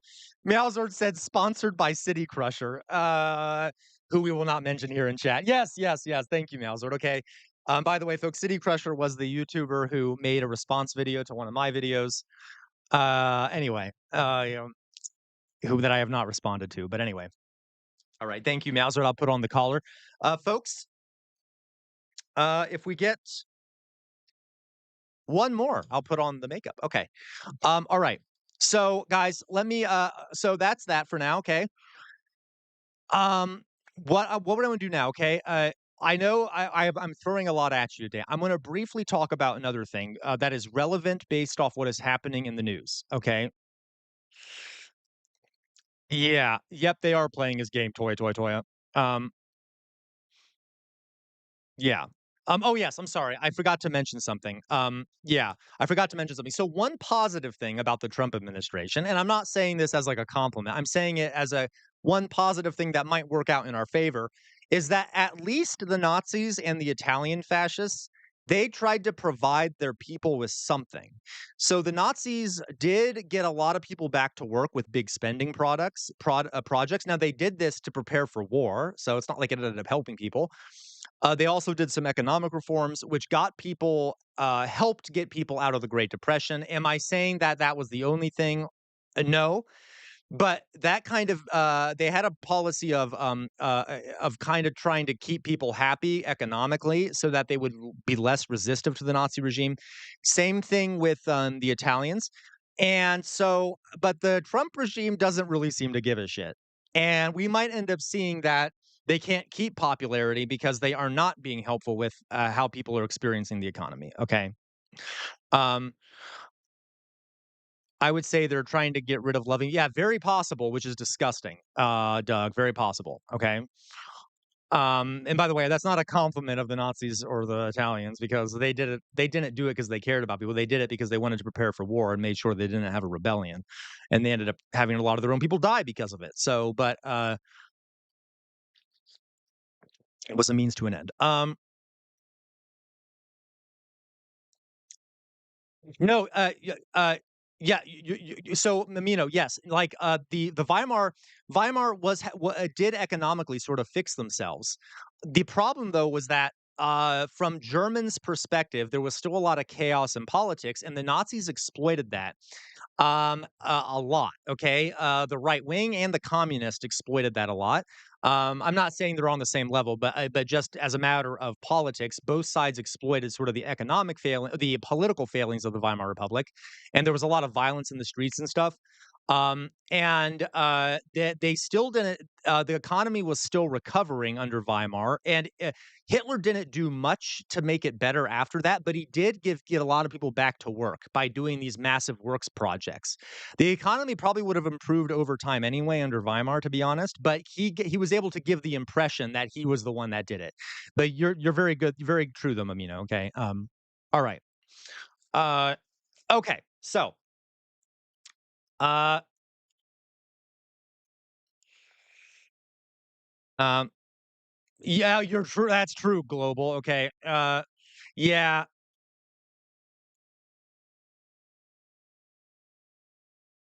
Yeah. Right. Toy. Toy. Toy. Okay. Okay, guys. So, next topic. Okay, this is going to be very short. I just wanted to quickly talk about something to give some context to the news. Um, it works, right, Mamino? Hey, I can't help it. It's my ADHD. Okay. All right. So let's talk about Chinese and American geopolitics. All right.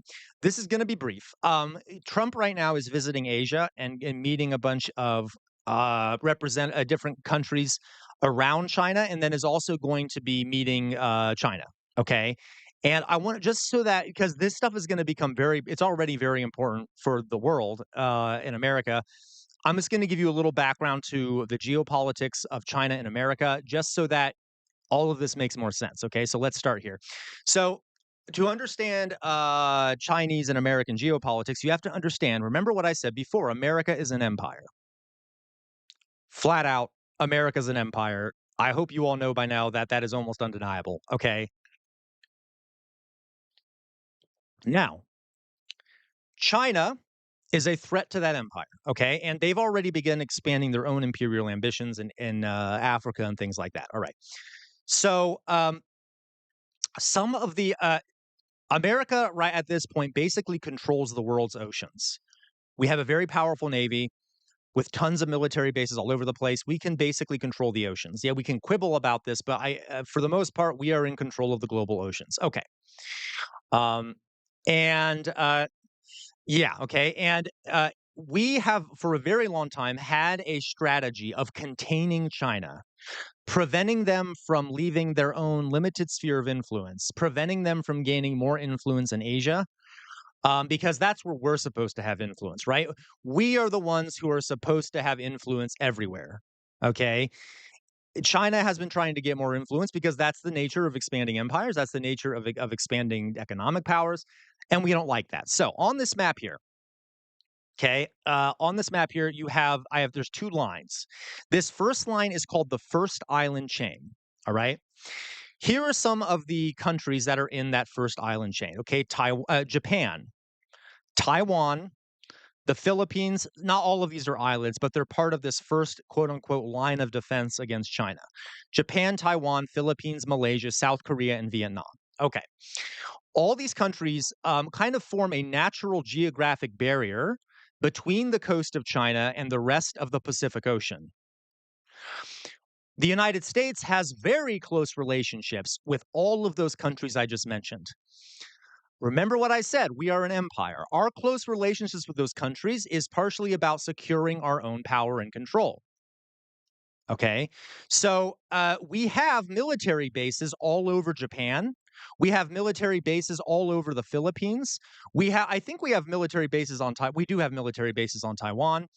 So we have built through a series of alliances with our allies, which are kind of vassal states, except for Vietnam. Okay, yeah, our allies, which are kind of vassal states, many of whom have military bases there around China, almost like a cap, right? We have a line of military bases surrounding China's coast, and allies surrounding China's coast. Okay, Dolly boy. Okay, right. So, why do you think America is so keen to prevent right now, Zord? Why do we think, and Alan too? I think G will handle it. I think it's inevitable, Alan. Now I'm afraid that there's going to be violence, but okay. Why then do we think that it's so important for the United States to keep Taiwan out of China's hands? What would happen if Taiwan, which lies right in the center of this first island chain, were to fall to China? Um, what would that do theoretically? Uh, sorry, I'm gonna drink while I'm waiting for someone to. Okay. Yeah, it would be a breach, right? Mamino, you're right. You're right, literally, Mamino. But from the perspective of the United States, losing Taiwan would be a breach in that first island chain, which would allow further Chinese expansion. It would also allow them to project more power farther into the Pacific. Okay, it would break the chain. All right. Which has made it so that America is very obsessed with protecting China. Exactly, guys. You all know this, right? I'm not defending this. This is how the United States geopolitical mind works. Kind of like we did in the Vietnam War, like we need to contain, we need to contain, we need to contain. So we will, um, exactly, Mamino. It is dumb, right? It is the same mistake we made previously. But we will defend. We have even said that if China invades Taiwan, we will go to war with China. Uh, it seems kind of dumb, in my opinion. Regardless, that's why we're obsessed with Taiwan. Okay, okay. Where has Trump been visiting on this tour? Well, first of all, let me some other play. Okay, Trump has been okay. Yes, you're actually right in your groove. Taiwan produces a lot of computer chips. It would also crash the global economy. Okay. Let me give you another thing here. Okay. So some of the places Trump is visiting on this trip, he's visiting Japan and he's visiting Malaysia. Now, Japan has been a very close ally of ours since we occupied them and destroyed their country in World War II. Some might even say they're a vassal state. But anyway, we always try to keep a good relationship with them, and we've been trying to push them to build up their military recently. I wonder why. Wonder why, given what I just told you about this line of defense. Um, and anyway, so Japan is one of his first visits. Okay, and he's trying to form a close relationship with them. After that, I believe he's going to Malaysia, which is down here. Now, Malaysia is also part of this defense line. So he wants to have a close relationship with them. We want to have a close relationship with them, but there's also something else. So right here on the map, okay, are the Straits of Malacca. I don't know if you can see this. Okay, Mithril. Okay, I don't know if you can see this very well. So directly, I can even show it better on this map. Down here, you can see my cursor on the screen here. Okay, down here between these two islands, right here. Okay, between this island and Malaysia, is a very thin, a bit, is a very thin bit of water called the Straits of Malacca. Okay, through those straits go 30% of all global trade. 30%. When it comes to oil, about 80%, I'm not exaggerating, 80% of all Chinese imported oil goes through that small little body of water called the Straits of Malacca. Okay? Now, so making those straits, that little body of water between between Malaysia, Singapore, etc., very important for China and the world. What did I tell you before? Didn't I mention that the United States has the most powerful navy? And so if there were a war that we're going to, um, if there a war were to break out between China and the United States, America, that is true. I am listening to a jester, right? Global. Uh, if America were to uh, go to war with China, they could easily just cut off the Straits of Malacca with their navy and stop China from getting any oil, essentially. Okay. Now, so China doesn't like that. All right. And America loves that because we want to make sure that we hold that reign of power in our hands so we can contain China. Now, what has China been doing in the South Pacific? Okay. Here you have a map. China, this red line here, okay, this red line here, China recently, like many years ago, I think like 10 or 20 years ago, claimed that all of this sea, this chunk of sea, the South China Sea, is part of China's territorial waters. Now, according to international law, that's not true. Okay, it belongs to a bunch of different countries: Vietnam, Philippines, Malaysia, etc. But China has said, nope, that's all of our water. In the last few years, they have built in the middle of the ocean, on top of coral reefs and other things, they have built over 3,200 acres of new land and islands. On these land and islands, they have put giant airfields and military bases. Over time, these airfields and military bases that China has been building in the South China Sea have been slowly moving south towards the Straits of Malacca. Okay. Uh so why do you think China is doing that? They are trying to secure control over the Straits of Malacca because since they can't do it with their navy, they can do it with a bunch of islands, which are basically giant aircraft carriers to protect the Straits of Malacca from the United States in the case of war. All right.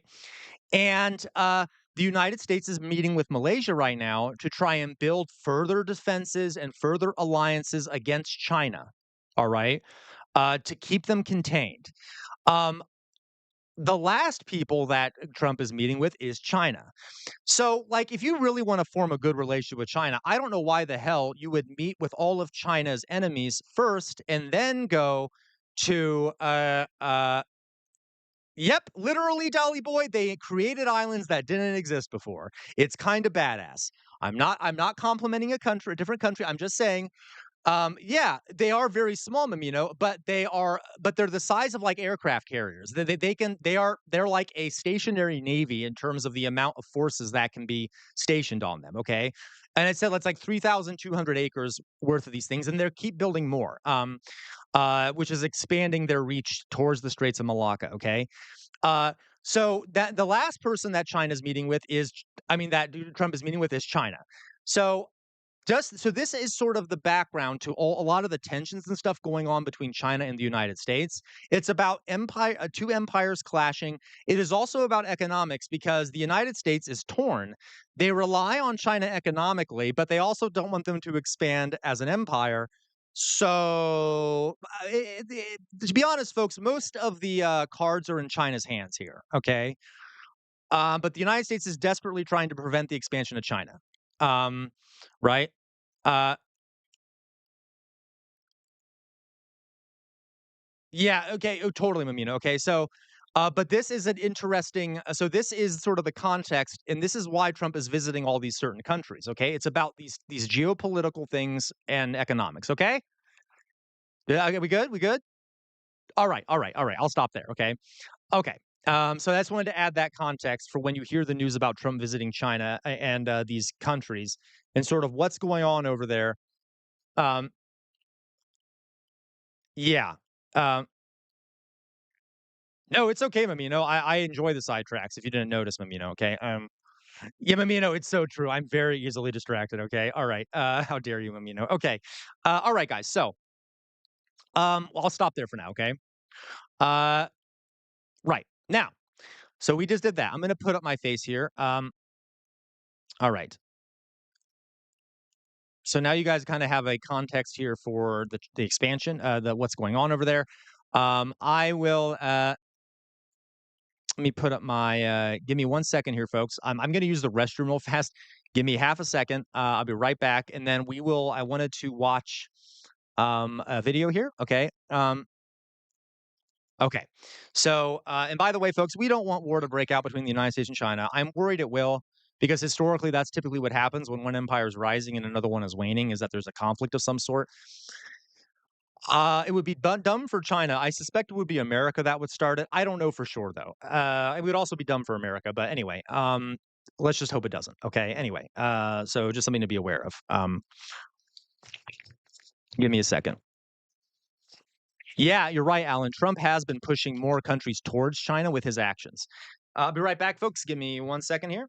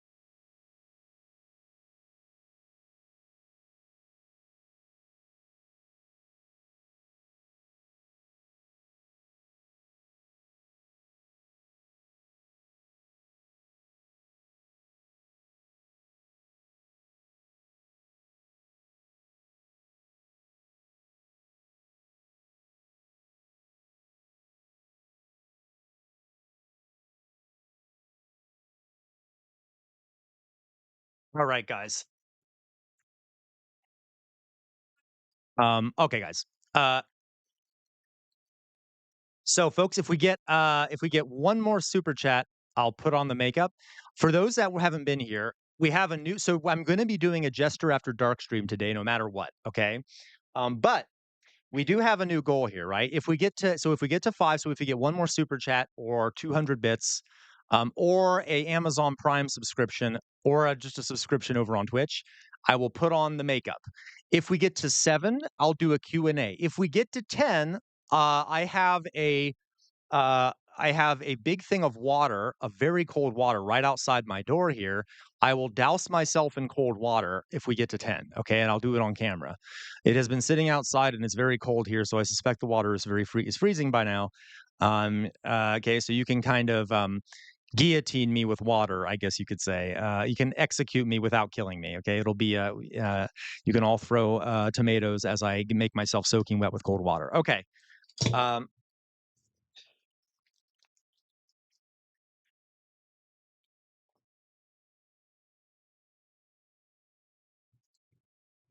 all right, guys. So Uh, let now I w so let's there were a couple videos that were posted in Discord I wanted to react to and talk about. Um, so let's do that. Let's get to it. Okay, let me just take a bite of my hibachi. I had some leftover hibachi and I was eating it. Yum, yum, yum, yum. Okay.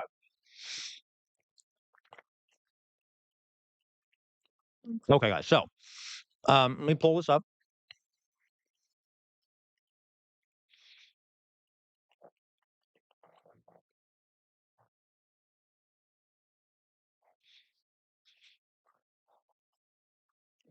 All right. Yes, Drusilla, exactly what I said. Don't look at me that way, Drusilla. Okay.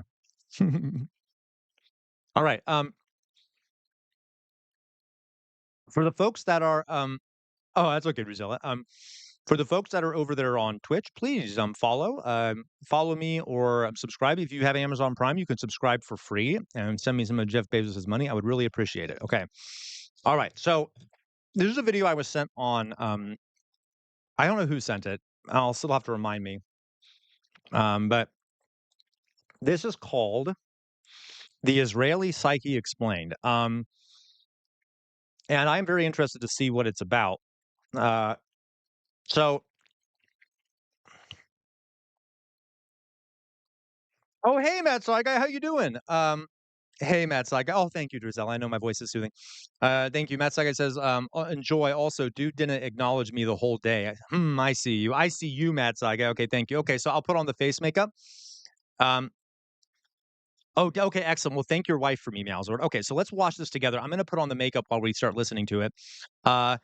This is so this is about the Israeli psyche. That's what it's called. I think it's interesting. I don't know. I have not seen it, but I always like things that talk about group psychology and stuff. And cultural norms and things like that. So let's see here. Let's see what this is about. I will put on the makeup while I'm doing that. And again, folks, if we get 5 more or $25 more, I will douse myself in cold water on stream. Okay, because we are automatically going to have an extra stream tonight. Now, where the heck is my makeup?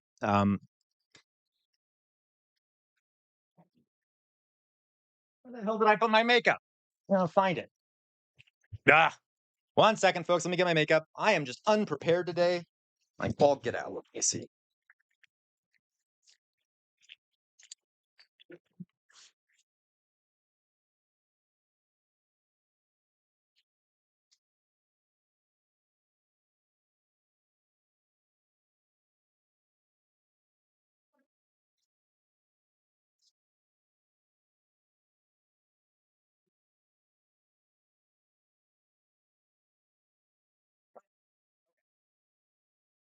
Here it is. All right, folks. We'll continue.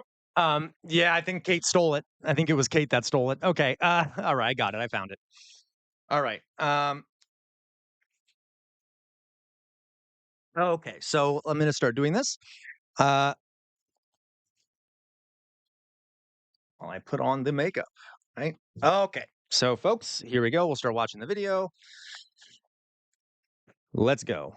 What makes the atrocity propaganda especially tragic and ironic is the realization that this campaign wasn't just a simple collection of lies Yes, please or propaganda. put it They in the were, in a reactions, very real Alan. sense, confessions. Let me explain. To understand Israel's oppression of the Palestinians and the at times cartoonishly vile things done and said by the Israeli public, we must first understand Israel itself. Israeli society is a deeply traumatized one. It is also toxic, deluded, and narcissistic. It is a society so sure of its righteous superiority that all through its existence, it has actively oppressed and terrorized indigenous peoples. But how did Israeli society become like this? The answer lies in the stories Israel tells itself about itself. You see, the stories we tell ourselves play a large role in shaping how we view both ourselves and the world around us. And a nation's story is its bedrock, the foundation that guides the actions of its leaders and people. By the way, folks, in reference to the presentation I did on the Nazis today, one of the elements of Hitler's worldview, I'm not just making this up. This is very true. Was that because of Hitler's view that the natural racial struggle was being suppressed for the Germans, what that basically implies is that the Germans can do no wrong. They are always the victims, right? Because they are not able to act in the way that they would be allowed to act normally because they are being suppressed. So whether it be losing a war whether it be not being the most powerful economic country in the world, whatever it may be, nothing is ever the fault of the Germans. It is always the result of them being victims of some sinister Jewish plot. Okay. And I, without trying to, overemphasize that, boy, does the Israeli state have a lot of that sense of we are always the victims mentality. All right. Yeah, it is definitely. And so the Nazis were always like claiming that they were the victims of everything all the time. All right. Okay. It explains the past, justifies the present, and charts the future. And this is best exemplified by none other than Israel. Here we arrive at the crux of the issue, where at the root of Israeli identity are two key narratives: victimhood and supremacy. Because of the legacy of European Jewry's persecution, which culminated in the Holocaust, the Jews believe their experience is unique and the ultimate standard of suffering, thus beyond any comparison. I'm sorry, I got to pause here. Meowzord, correct. Okay, yeah, and Dolly Boy, thank you, Alan, for sending that. Yeah, like Christians saying that they're the most oppressed minority, white people claiming that they're the most oppressed minority. Yeah, that victim complex. It's also just so pathetic. It's like such beta energy, isn't it? Like, anyway, okay. Jews, because of their history, have common cause with the oppressed. Some Indians were deliberately given blankets, tainted with smallpox, died like flies. You want to talk bioterrorism? Look who started it. Amen to that, my friend. That's right. Christopher Columbus was no better than Adolf Hitler. Hey, whoa. Back up. Hitler? Yeah. I'm not the only one who thinks so. Talking out of your ass. Columbus and Hitler. You're trivializing the Holocaust. Frankly, Reuben, if you got that kind of covert anti-Semitism, I'd like you to leave my house. Anti-Semitism? That's right. To even begin Jesus to compare Christ. anyone else's suffering to theirs can only be out of hatred of the Jewish people, for the Jews are not just victims, but the most important victims around. We, the victims, not only the biggest victims, but the only victims around. And on the other hand, a narrative of supremacy, of the best of mankind and God's chosen people, set apart by divine favor and destined for greatness above all others. במקום מסוים, אלוהים, זה שיצר את כל העולם, את כל הגלקסיות, את כל האנשים, הופיע. הוא לא סתם הופיע, אלא גילה את המטרה שלשמה נברא העולם, בעצם. ועל פי התורה, אלוהים רצה ובחר בעם אחד, עם סגולה. Weirdomorphous Blob. I'm going to pause this, folks. Weirdomorphous Blob says, I've been told mentioning gay people died in the Holocaust was anti-Semitic. Weirdomorphous Blob. There is a book out there called, I think, what is it called? The Pink, what is it called? Oh, crap. There's a book out there that is written by a pseudo-historian that claims that gay people were responsible for the Holocaust. That the Nazis were really a bunch of gay people. I'm not even joking.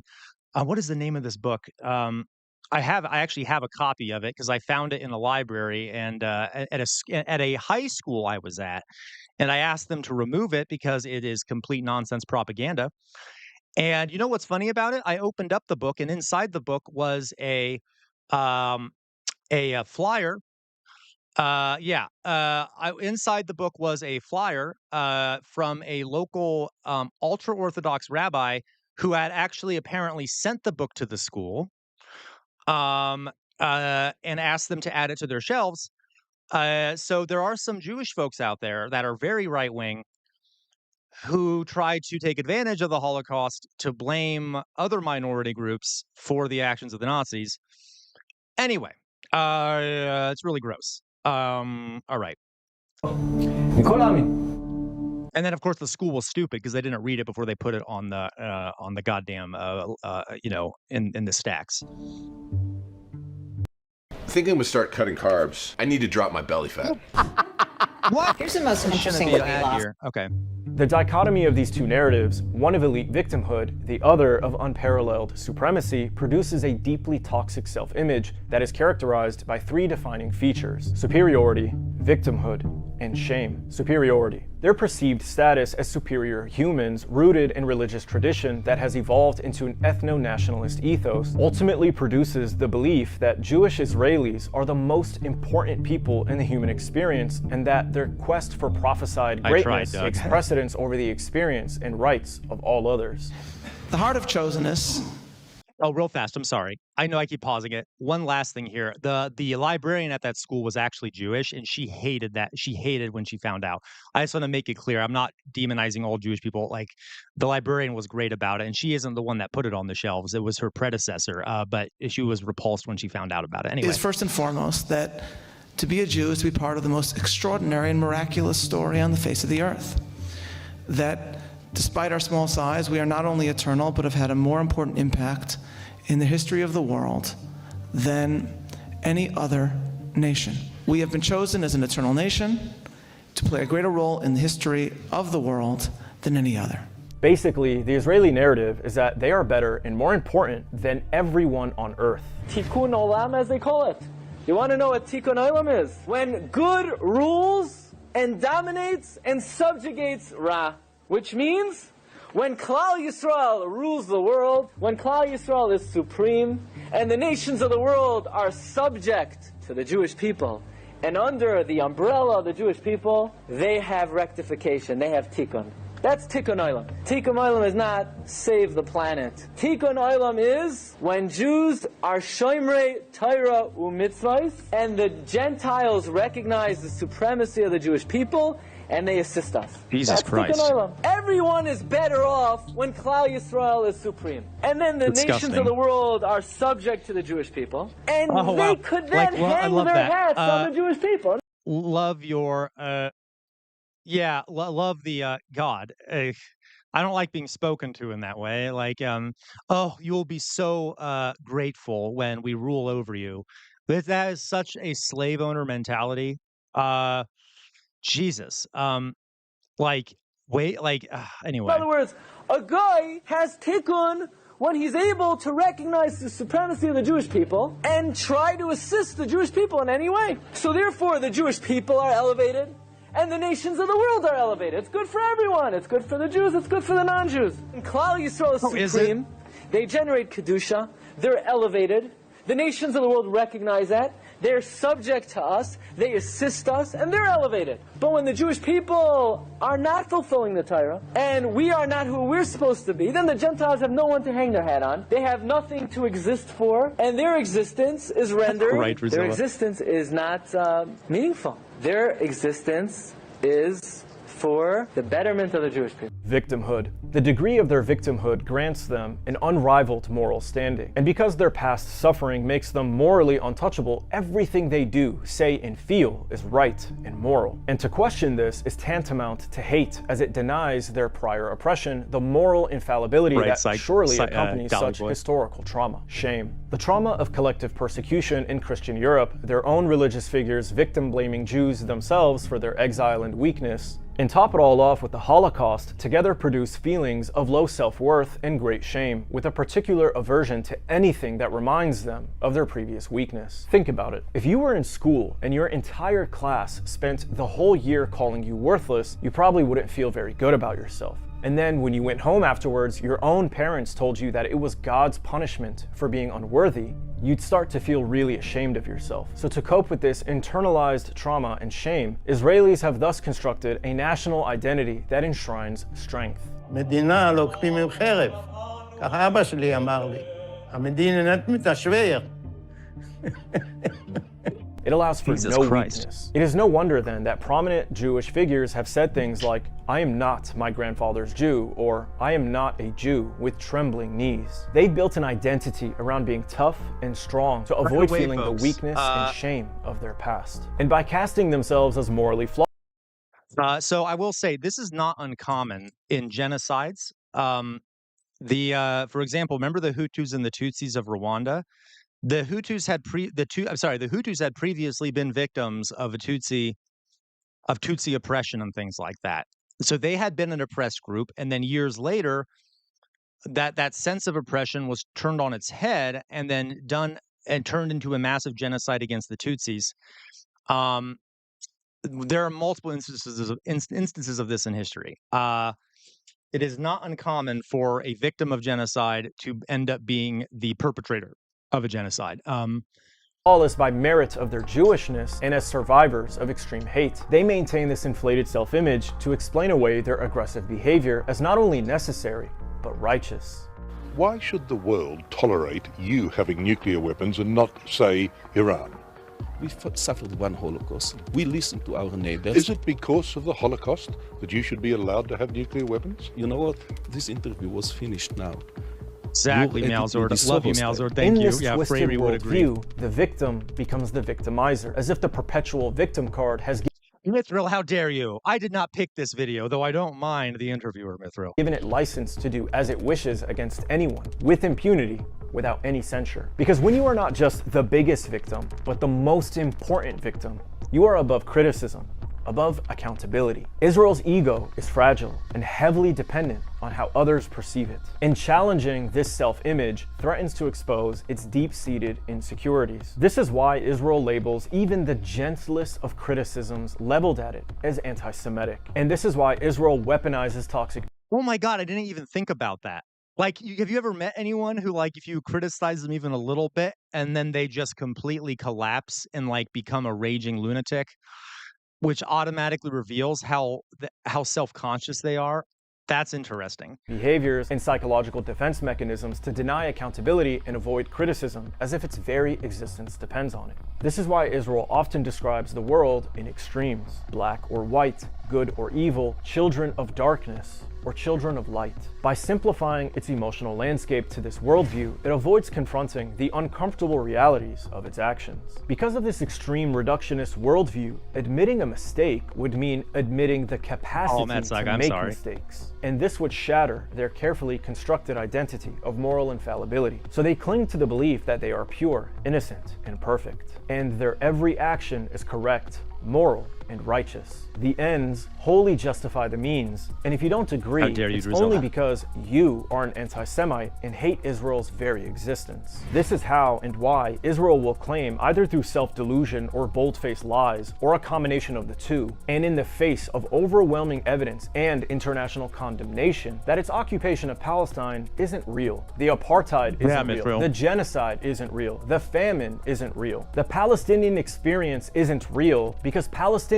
themselves aren't even real. After all, you can't be God's chosen if you're a genocidal, racist apartheid state actively colonizing, starving, raping, and murdering hundreds of thousands of people. Are you denying that people have died of starvation in Gaza? Are you denying that there was a famine, that famine is imminent now? Hamas stole it as well. They profited from it. In the rare event that Israel does acknowledge its actions, it will shift blame and declare that the Palestinians deserve it and are ultimately We'll take a look at that after this video. That looks interesting. Responsible for it. To quote Golda Meir, "We will never forgive the Arabs for forcing us to kill their children." Palestinians often find themselves being accused of the very behaviors Israelis showcase. Israel will do anything to protect its self-image, and psychologically projecting its own behaviors onto the Palestinians is how it accomplishes this. Projection in its malignant forms is a psychological defense mechanism in which the ego defends itself against disowned and highly negative parts of the self by denying their existence in itself and attributing them to others, causing untold interpersonal damage. In other words, projection of shame manifests in accusations that are, in reality, confessions. They accuse the Palestinians of what they themselves are guilty of to shift blame, create confusion, and distract. Israel is the one beheading babies, burning them alive, raping both men and women in torture camps, entering homes and murdering Palestinians as they sleep. Israel is the one committing genocide and ethnic cleansing from the river to the sea. I gotta tell you, when you guys send me these videos, I have not actually seen a lot of the footage out there from Gaza. I know it's all out there. I've seen some of it, but I literally cannot stand to watch a lot of it. And so it's like like that video where they just showed the soldiers raping someone. I had not seen that. I knew what all of it was happening, but I just have trouble watching it. So, oh my God. Okay. Not just in 2025, but ever since its establishment in 1948. And one of the most egregious projections that we see from Israeli society onto the Palestinians is something that lies at the heart of Israel's ethos: domination and sexual violence. Israeli society, the product of the contrasting narratives of victimhood and supremacy and the resulting shame and insecurity these narratives give rise to, is absolutely obsessed with domination and sexual violence. In keeping with its extreme reductionist outlook, Israel views the world through the lens of domination. The only way to avoid being perceived as weak is to be dominant. This is why October 7th was so humiliating for Israeli society. The carefully crafted image of an unbeatable and morally superior army was shattered almost overnight by orphans who broke out from what is essentially one giant ghetto wielding Soviet-era weapons. The Palestinians tore through Israel's delusional self-image of strength and superiority, bringing to surface you can thank Netanyahu for that. Anyway. Israel's feelings of insecurity. These feelings are why Israel has needed to lie about what happened on October 7th.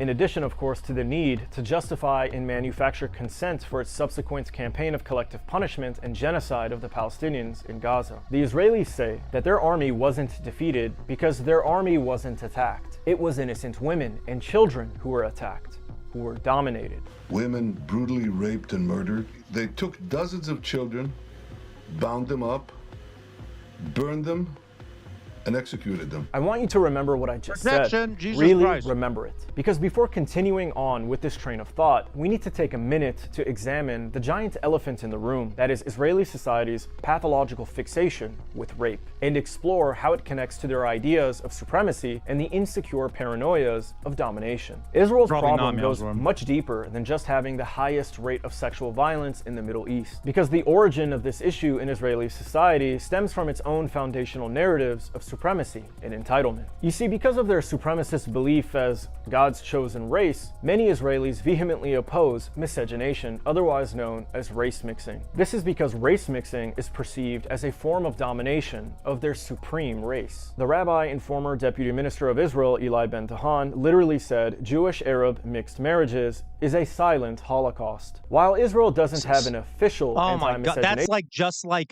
what is it called? Oh my God, the Great Replacement Theory. Like if we let the people of color come in and shit like that, like it's gonna genocide our people. Like they're like a caricature of themselves. Jesus Christ, the anti-Semites, like the neo-Nazis and shit like that, who are actual anti-Semites, like say the exact same things. Anyway, law, it is illegal for an Arab to marry a Jew in the country. When couples decide to hold a marriage ceremony in violation of these laws anyway, they are harassed by extremists who threaten to murder them for their relationship. This woman, Mai, she would describe herself as a typical Jewish Israeli woman. She met this man named Gabriel. Yeah, he's an African refugee from Sudan, and they met and fell in love and decided to spend their lives together. One day, they decided to take a weekend off. They drove down to the tourist town of Eilat. They take their photos and they upload them to Facebook. Lahava isn't just combing through the city streets looking for mixed couples. They're also scouring the internet for any evidence of such. And so when they see that Mai has uploaded these pictures to her Facebook page, they copy it and they paste it onto their racist networks. Like, we don't have enough Mohammeds and Ahmeds of our own. Now the Sudanese are taking our women too.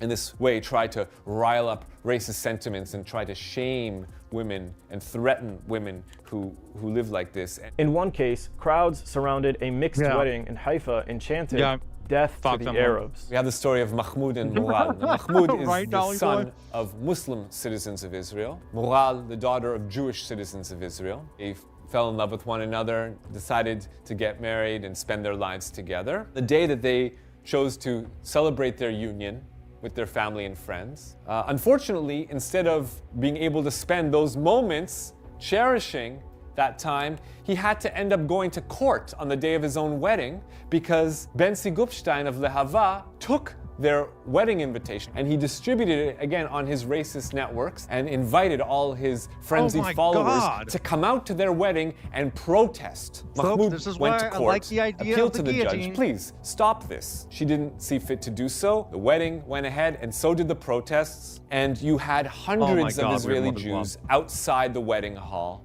screaming, Mavet la'aravim, death to the Arabs. One of the signs that was being held up and one of the chants that was going on is Hitbolelut hi shoah la'ama Yehudi. Intermarriage is a holocaust for the Jewish people. Festive, huh? There are several. I'm sorry, it is, oh God, it is so gross. I've told you this before, it is so gross to downplay genocide. Like, it has to be one of the most repulsive things a person can do.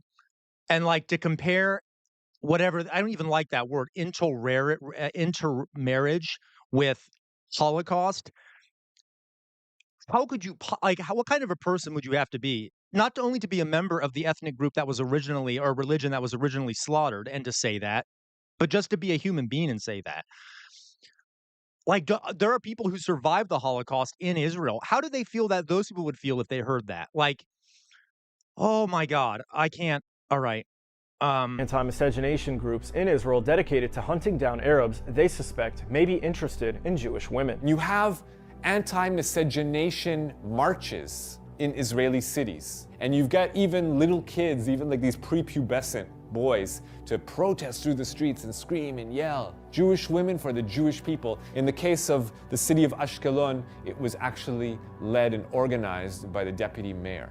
They patrol the streets and jump young Palestinian men to discourage them from visiting public areas where there could be Jewish women. You have groups that suit up and they're all in the same uniform and they march through the streets of Israeli cities inspecting the area, trying to find Jews and non-Jews so that they can break them up, so they can harass them and harangue them. In one case, Jamal Julani was nearly beaten to death by Jewish gangs who jumped him. These gangs then tried to prevent medics from resuscitating him. There's some people who take it to the next level. They just mask up and then they just beat them and they'll put them in the hospital or they'll put them in the morgue. Or this young man, Jamal Julani, a young Palestinian man, was just walking down the street in downtown Jerusalem, just minding his own business. And a group of Israeli Jews saw him and they were just incensed. Yeah, let's get him. And they just jumped on him out of nowhere and they beat him so badly they actually killed, technically he was dead. That paramedics came and they resuscitated him. While they're resuscitating him, the people who perpetrated this, the very men who beat him, are standing around. They're not running away. They're not trying to hide. They're standing over him. They're saying, what do you care? Why are you trying to revive him? He's an Arab. Jesus Christ, they also didn't care when the police caught up to them. And they said, yeah, straight up, we beat him because he's an Arab, because we don't want him potentially flirting with our women. Groups like this go beyond just harassing and physically assaulting Palestinians. They murder them as well. They beat him and they dragged him to a forest and they poured gasoline down his throat. I'm sorry.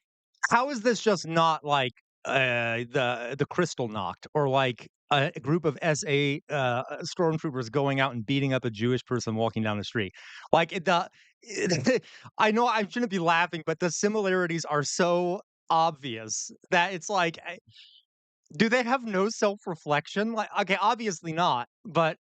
And they burnt him to death from the inside out. The youth guilty of carrying out this heinous crime had been motivated by rabbis and officials who made calls for genocidal violence just days prior. Speaking to a group of young Jewish Israeli men, he tells them, the Rebbe, the rabbi, who is here with us, expects us to commit acts of Phineas. Go out and do what Phineas did. The rabbi wants you to. And sure enough, the very next night, a group of Jewish Israeli men went out, kidnapped this young Palestinian boy outside his parents' home. Days later, when cops caught up with them and interrogated them and asked them, why did you do this? They said, we were inspired by the story of Phineas. Pinchas in the Torah, otherwise known as Phineas in the English language Old Testament, was a Jewish priest. Real fast, yeah. When they heard, when I heard that they called the people who were killed in the Holocaust weak, I was so disgusted.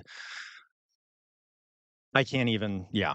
Horrific. During the Exodus, he was so incensed by miscegenation that he took a sword and plunged it through the bodies of an interracial Jewish Midianite couple in the middle of their lovemaking. These groups claim him, say we are the sons of Phineas. We carry on this tradition proudly. These anti-miscegenist gangs are not new in Israeli society. Their existence predates the establishment of the State of Israel. This isn't a new invention, sad to say. You had groups like this, the Committee for the protection of the honor of Jewish women that were established by the rabbinate. They formed these groups and they would go around just like Lehava, and they would find those women who on their own established authentic relationships with non-Jewish men, and they would harass them and they would threaten them, and sometimes they would beat them and sometimes they would murder them. And that was if they were dating a British man. If they were known to be dating a Palestinian. Hilarious how a lot of those people are the same, like in Israel, who are always ranting about this quote unquote misogyny in like Iran and like Saudi Arabia and other quote unquote Islamic countries, how they're always like, oh, they treat women so bad over there. They treat women so bad over there. Yeah. We killed a few women who slept with people we didn't want them to sleep to. Yeah. We beat them up in the streets and humiliated them. But those Islamic countries, oh my God. Man, they would grab one of these women, turn them upside down, and pour hot peppers into her vagina. These anti-miscegenation groups aren't just fringe extremists. They make up a populous and influential segment of Israeli society, and their ideas permeate through the legal system. For example, because of these anti-miscegenation ideas, most schools in Israel are segregated. The Israeli mayors Ron Huldai and Yona Yahav have proudly worked to prevent race-mixing schools in their cities. Quote, Jews and Arabs learning together is disgusting. No wonder we have race-mixing. Mind you, Ron Huldai was the mayor of Tel Aviv, Israel's most liberal city, where LGBTQ parades are praised and allowed, while mixed schools are not. Absolutely, in the sick and twisted minds of Israelis, or South Africa apartheid, in schools could lead to Arabs and Jews falling in love, which could lead to race mixing, which leads to the Holocaust or domination of God's chosen race. This paranoia and fear is deeply ingrained in Israeli society and is even exported around the world. For example, the Ministry of Education spent $4 million to prevent Jews from engaging in intermarriage in the West. Even the former Prime Minister, Yair Lapid, considered by many to be a moderate, condemned intermarriage. So again, for Israelis, race mix— Guys, I am not like an American patriot, but when I hear things like that, I suddenly feel like within my body this welling up of like, you are a foreign country, get the hell out of my politics. Like, and you all know, I'm not rah, America, but something about hearing that, like a foreign country spending money to oppress women in my country. Anyway, is a form of domination of their supreme race. As Rabbi Eli Ben Dahan put it, Jewish-Arab mixed marriages is a silent Holocaust. He also said that Palestinians are beasts, not humans. Jews have a higher soul than a goy. So you can see how sexual violence and domination are intertwined and deeply embedded in the Israeli psyche. Perhaps this is why we see IDF soldiers taking photos in the lingerie of Palestinian women, because destroying their homes and killing them isn't enough. They need to sexually dominate them as well. Just take a look at this photo of an IDF soldier boasting about sniffing the socks of a 5-year-old girl in Gaza twice a day, every day, for 4 months. Now, whether he actually did this or not, merely joking about it on his own social media account reveals deep-seated insecurities and a sick obsession with sexual dominance. There are too many stories to count of Israelis raping Palestinians, from the British Mandate to the Nakba, to the modern day, where IDF soldiers are literally on camera anally raping Palestinian prisoners to death in concentration camps. In one particularly vicious story from the Nakba, a Palestinian girl from Gaza was gang raped to death by Israeli soldiers. We only know about this because Israel's first Prime Minister, Ben-Gurion, personally documented it. According to Israeli historian— Wasn't Ben-Gurion a member of a terrorist organization, as I recall? Sometimes I get some of the early prime ministers mixed up, but I'm pretty sure he was literally the member of a terrorist organization, wasn't he? Like a... Okay. Pape, Ben-Gurion maintained a special section in his diary with the headline, Rape Cases. Pape writes, David Ben-Gurion seems to have been informed about each case and entered them into his diary. Despite the direct knowledge of the highest authority in Jewish politics at the time, the Jewish soldiers continued raping, murdering, and pillaging as they wanted, just like they are doing in Gaza today. There are also numerous accounts of Israelis raping each other in the government, in the military, in society at large. This is why the accusation that Palestinians carried out systemic sexual violence on October 7th is especially twisted, because it's a projection. It's Israel's collective subconscious confessing to crimes they have committed and continue to commit every day. There aren't enough words to describe Israeli society. That's right, Matt They are Saigai, sick, he did. disturbed, and psychotic, to say the least. But if there was one word that can simply describe their disturbed psyche, it's narcissism. The psychotherapist Avigail Aberbanel, who was born and raised in Israel before renouncing her Israeli citizenship in the 1990s, calls Israel's behavior typical narcissistic personality disorder with a hint of psychopathy. When a narcissist is exposed for their behavior, they explode with rage. Narcissistic rage is a disproportionately intense anger reaction when their inflated sense of self is threatened. This rage can manifest itself as explosive outbursts, emotional or verbal abuse, Don't forget, folks, manipulation, us or even Americans physical aggression, are often enabling triggered this by behavior. criticism, perceived slights, or a loss of control. Our This money narcissistic is going rage towards is it. what we are witnessing in Gaza and on the global stage. Zionists everywhere, whether they are Jewish Israelis or their supporters, are completely losing their minds as their beloved Israel is exposed for what it truly is: a genocidal, colonial, apartheid state of racist, supremacist rapists. With approval ratings plummeting in Western societies, you can expect this reactionary behavior to continue and escalate. What's a genocide? What's the definition of a genocide? The deliberate attempt What's to the definition? exterminate a The next people. speaker is- What Israel's doing. A right drug. No, I just want to know the definition. It's also He a started Holocaust. it. Right, Meowsor. He's- I'm a a Holocaust? A Holocaust. My Gaza grandparents. Holocaust. My grandparents are Holocaust survivors. And you're supporting the new For you to Holocaust. use that word, You're supporting the new Holocaust. Hey, Oh my God. Get her away from me. So I just get asked the me, speaker a but question. I'm having a conversation Get this with you. Holocaust supporter away from me. I'm a Holocaust survivor. I'm a And descendant of supporter. Holocaust survivors. And you're continuing the How dare Holocaust. you? Oh my You're God. continuing the Holocaust.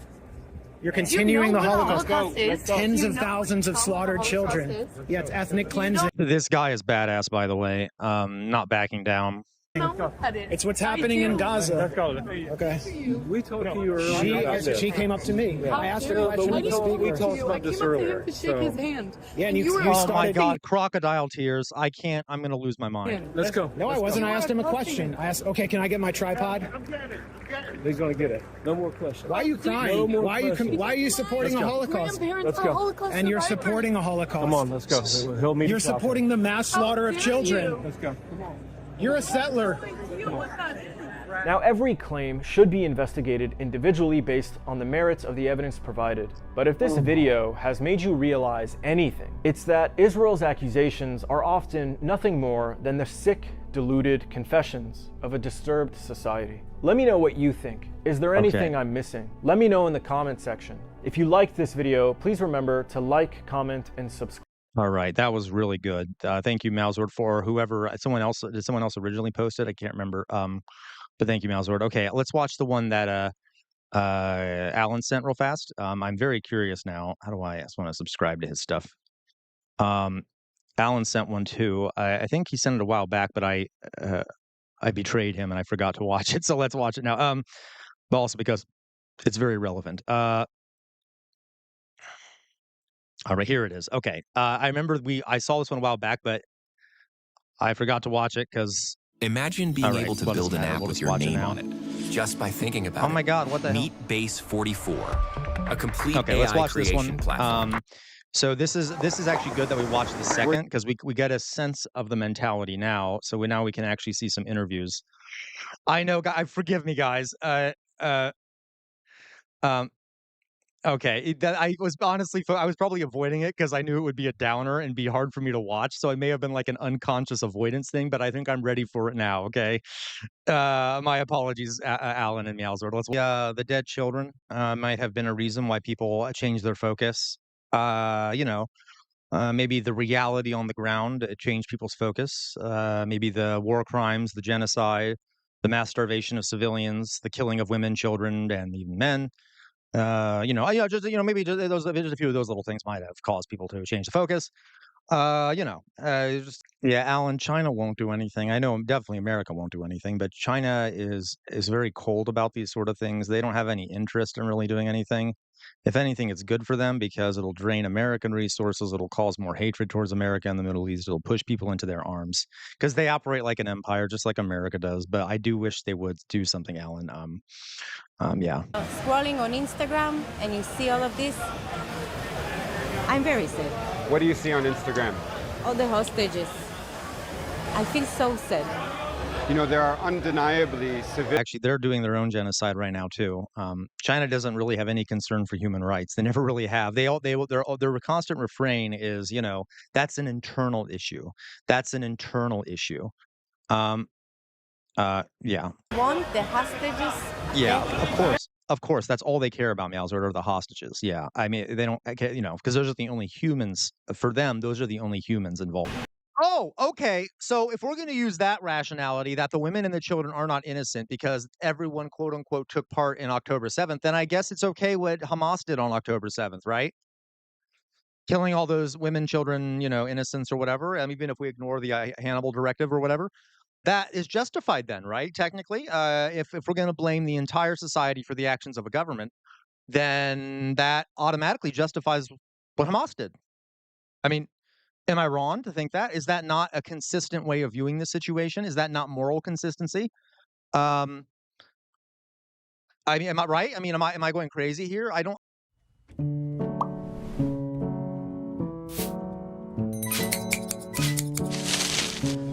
Jesus. What do you mean, Matt Saga? That was not TMI. That was literally just a reflection of their own of that guy's own logic. So what? What would you call him? That's hilarious, Alan. This is like a moderate genocide denier, right? Like, oh no, I'm not denying that. I'm taking a more modern, a moderate general. I'm denying the genocide for the sake of moderation. Okay, like. I didn't know such a person existed. That is really funny. I'm gonna lose my mind. All these, like this like how people around just like interfere in the conversation. Like it just reminds me of being in a classroom and having like students interrupting me when I'm trying to talk to another student, like trying to speak up in the background. Like it's so infantile. Okay.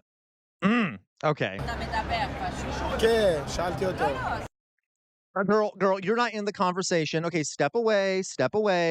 This ain't, folks, concentration camps. The Germans right outside these camps were often oblivious. I mean, they knew what was going on, but they remained oblivious to it. They avoided thinking about it. They had been physically separated from people within the camps. It was easy to go on with their lives. I highly recommend the movie Zone of Interest if you want to see this. Okay, highly recommend it. But that's what you see here. You say, bad times in apartheid create strong men, good times in apartheid create weak-willed, spineless, hedonist men, which kind of goes along with what I said before, Meowsword, about the lawlessness inside these concentration camp zones. Like it enables lawless, hedonistic behavior by the oppressors within these predefined zones, like the Gaza Strip, a place where the state and laws and self-control don't apply. Okay, no, not drama. Okay. Oh my God. It just reminds me, it really does. There's a great book called Hitler's Willing Executioners. And this book is sort of about the extent to which ordinary Germans got involved with the Holocaust and were sort of part of the process of that process. And it just sounds so similar to so many of the Germans. Like it literally, like I might actually get my copy of it out and try to find some quotes because I am certain, like a lot of those quotes sound pretty similar to the things I read in that book. Yeah, like absolutely. So absolutely, Meowsword, like a big game hunting resort. Yeah. Okay. Yes, Louise, great movie. It's a play that they turn into a movie, but that's also fantastic. Really disturbing, but like in a good way. I highly recommend everyone see that one as well. Okay, guys. So, thank you everyone who donated today. We did not get enough to do the water dousing, I'm sorry to say. But what we will do is, now that Twitch is working, I will do a Jester After Dark stream tonight. It'll be sometime between 7 p.m. and 8 p.m. And after that, so we'll do that. And so, yeah, so come by to Twitch. It's set between 7 p.m. and 8 p.m. Have I done the Nazi? I have not, Druzilla. Ooh, I should try that out, Druzilla. I have not done the Nazi or Zionist quiz. That sounds fantastic. The name of the book, Toya, was Hitler's Willing Executioners. Now, Victoria, you're going to make my history nerd go off. There are books that counter the argument in that book. So it's just one perspective on the willingness of Germans to engage in the Holocaust. There are other books that counter that narrative. So, but it is a very good book that presents one perspective on it. I have not, Meowzord. I just started a Narrow Road to the Deep North. It's really, I have not. I'll take a look at that. I like the name of it. Okay, I'll take a look, Drusilla. Rewatch The Wall on the other week. Frightening to see parallels at the water. Yeah, Mithril. Okay. Okay, guys. So I'm gonna get off for now. Again, I will be back later for our After Dark stream. Please come back then. With the hope that Twitch doesn't stop working suddenly. I doubt it will, though. Okay. All right. Because it's never happened before. All right, folks. So you all know what I'm about to say. By the way, folks, if you have not followed me on Twitch, please do. If you haven't subscribed on Twitch, please do. You can use Amazon Prime. You also will no longer see ads if you do. If you're on YouTube, you can become a member for as little as 99 cents a month and get access to cute little emojis and a jester hat next to your name. And yeah. Thank you all for your support. Okay. In how many hours, Drusilla? That'll be in 3 hours, about a little over 3 hours. Will be.